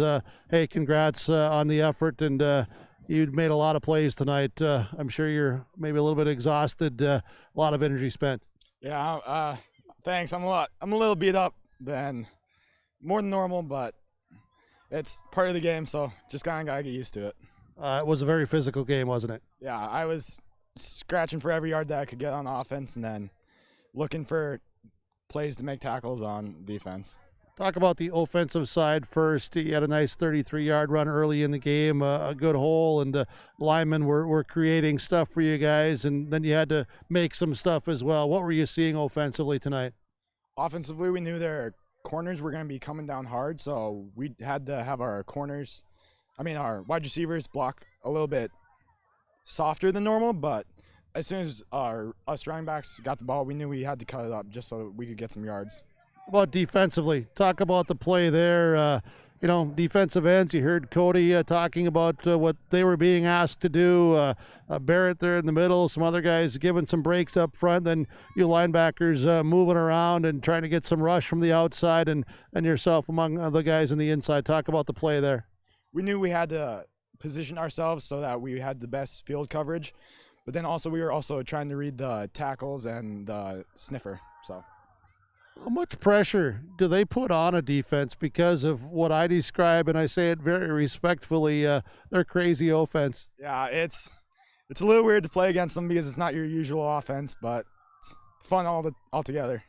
Feels good, I'm sure, to get a win. It's got to be especially proud, though, to be part of a team that bounced back like you guys did with a tremendous amount of pride and heart and wanted to get it done. Yeah, getting a win here tonight was really important for us, just to bounce back from last week's. Hey, keep up the good work. Stay healthy, get healthy, and good luck to you. All right, thank you. You're welcome. There we go. Some of the Borough players joining us tonight down here live on the field as Gavin Mitchell walks away as it's Hillsboro-Central Valley winning tonight 23-14 at Randy Vegan Field. And I'm just going to make just a step or two forward to meet head coach Scott Olson, who's coming over to join us live on our post-game report. Hillsboro-Central Valley back in the win column. I know I could have come closer to you, but well, yeah, I know we're skinny further away. That's exactly why. And then plus the camera angle, if I stand just a little bit this way, it has to, anyway, it makes us look so skinny. Head coach Scott Olson, well, talk about skinny. For a while tonight, the scoreboard got really skinny tight. Some big plays.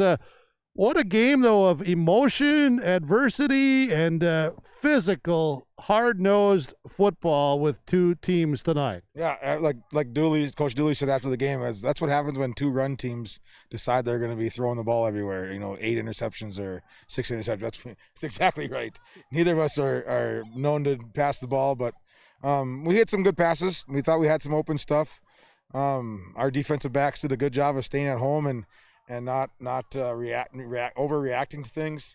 I think it started with our run defense first and foremost. I think our run defense, we won first down. They had some yards in the third quarter, but we bowled our back and we were able to stop them. And I think we were the more disciplined team. They had a couple penalties, false starts where we were. I don't know if we were clean, but we had less. And that's credit to our kids. Yeah, they put themselves into a lot more third and long, and that's not, their deal. Okay, let's go back to the beginning of the game, though. Really solid start, wasn't it? Just what you were doing, and I thought very aggressive you were on both sides of the ball tonight. Your thoughts, please. Yeah, we were disappointed at halftime. We hadn't had 3 touchdowns or more. Get down to the goal line and fumble it. Good play by them, but. We go up 3 scores, and that changes their offense big time.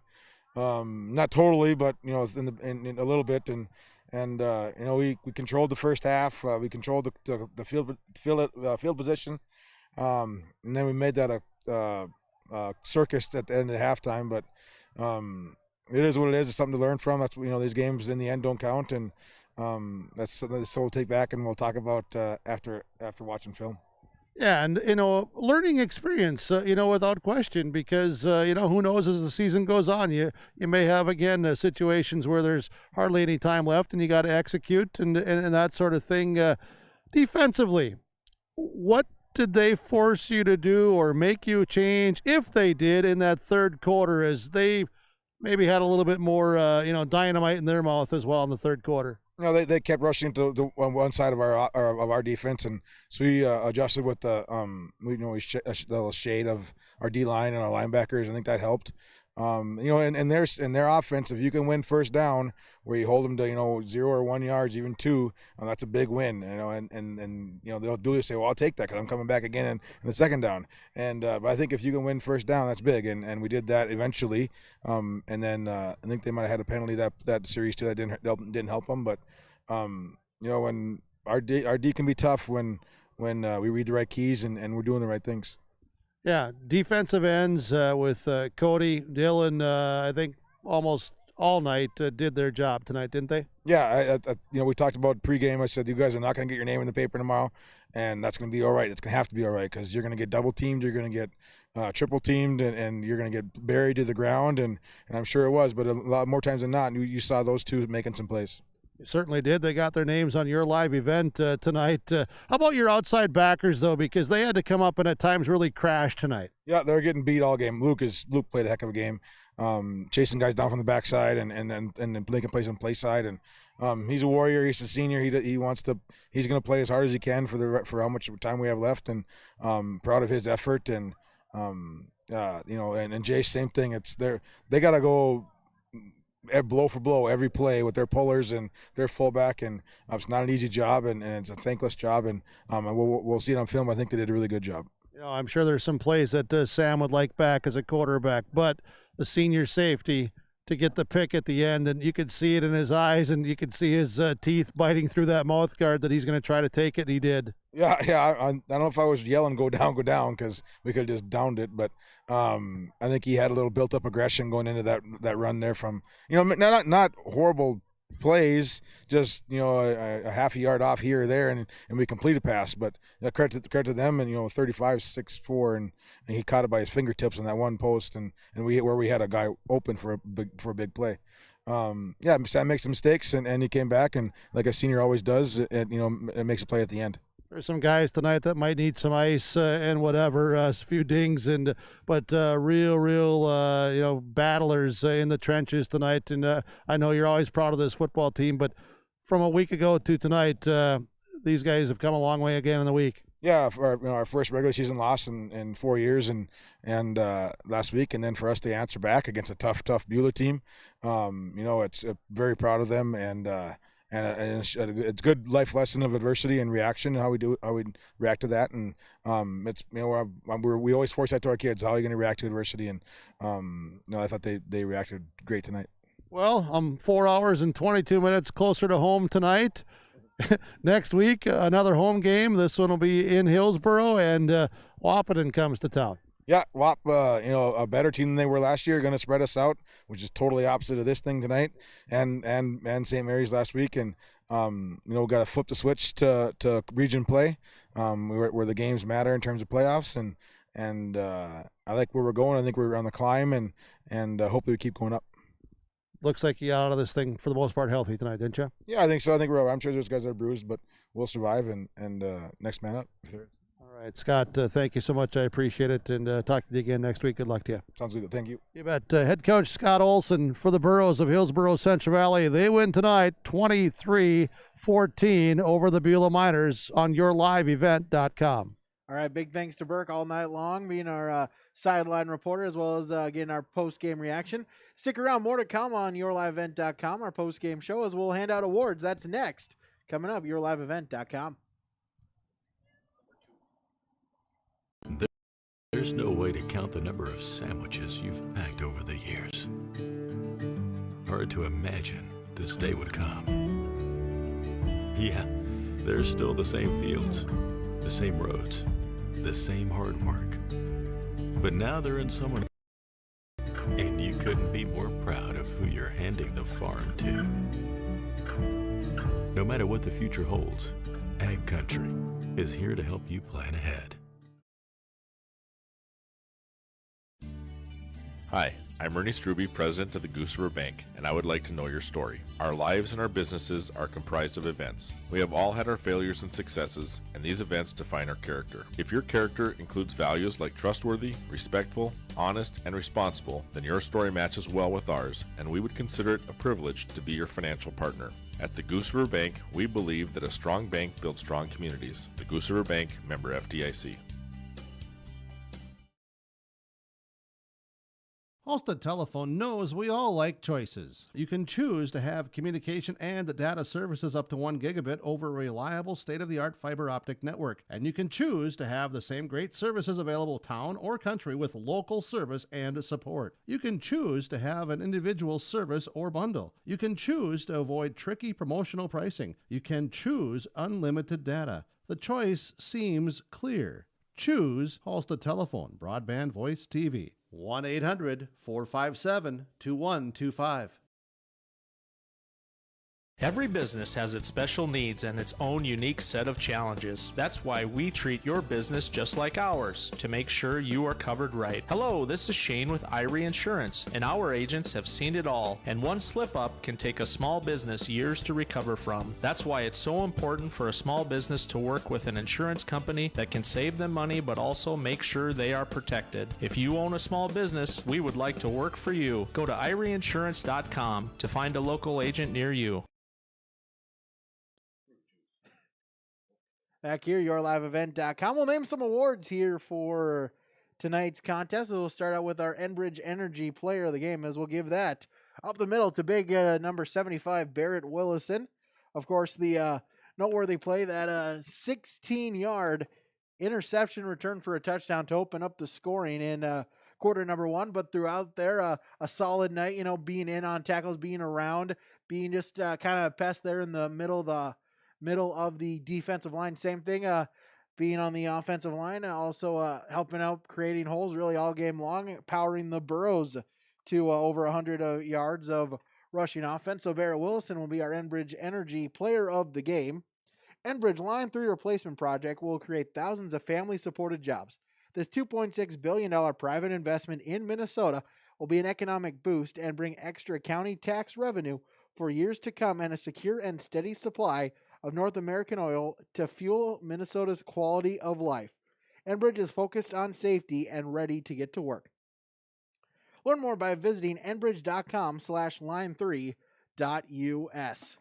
As we'll keep it going around here, as now we will name our Arctic Enterprises Precision Play of the Game, as we'll give that to Sam Preston as the dagger here tonight. A 46-yard interception return for a touchdown in the final minute of the game with 58.2 seconds remaining. The Miners forced to air it out, something that they are not accustomed to doing, not built to doing, as he was able to step in front of a Trey Brandt pass and took it 46 yards, moving in, moving out, and diving into the end zone for the touchdown, as that one iced the game for the Burros, as that made it 23-14. So that's your Arctic Enterprises Precision Player of the Game. Arctic Enterprises, Hillsboro, and Drayton. You can visit them online at planterdoc.com. One final award to name here tonight, as it is our Halstead Telephone Company post-game connection, as we will give that to the kicker Parker Gallagher, as his 27-yard field goal ended up, I guess, being the game-winning points, as with 1:40 remaining in the first half, Parker Gallagher connects from 27 yards out.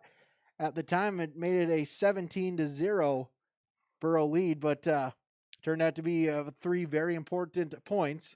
Parker Gallagher able to connect with the football, send it through the uprights, as that is your Halstead Telephone Company post-game connection. Discover local reliability you can trust online, halsteadtel.com.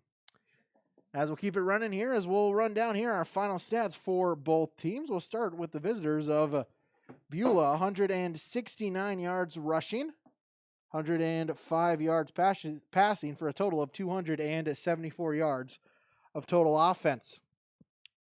Rushing-wise for the Miners, they were led by number 13, Nathan Butes, 16 carries for 75 yards.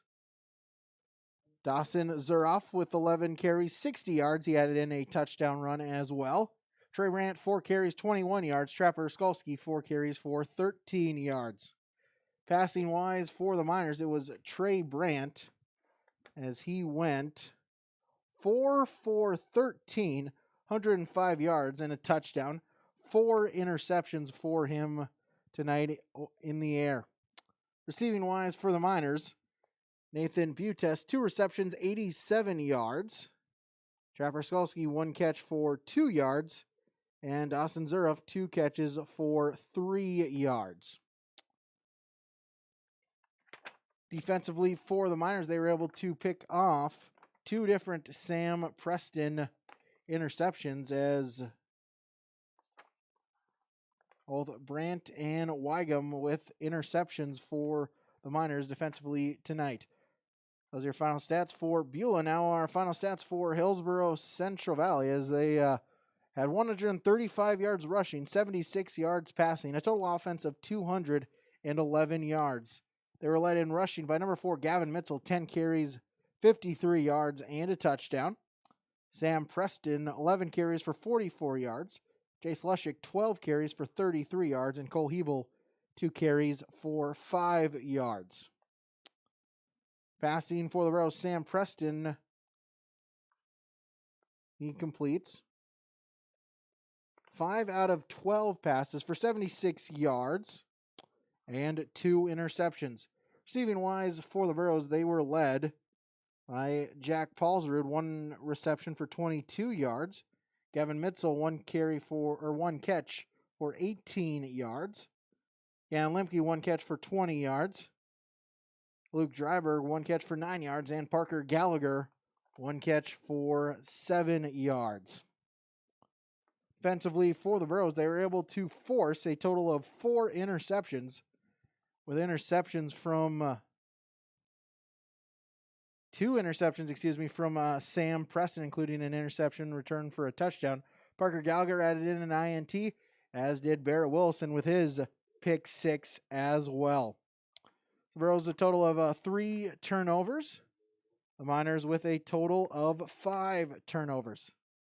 Those are our final stats here tonight, yourliveevent.com. I want to thank all of you for tuning in. Again, I want to thank all of our sponsors here, allowing us to make this coverage possible. Whenever possible, please patronize their business. At the very least, stop on in and tell them thank you. Big thank you to our executive producer, Mark Forseth, our cameraman in training with Adam Smith as well.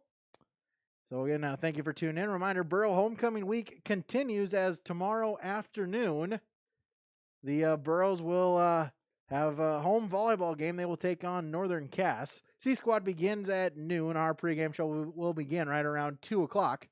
For the Jim Berkemeyer, I'm Radar. Brady Seal saying thank you so much for tuning in, and have a great rest of your weekend, everybody.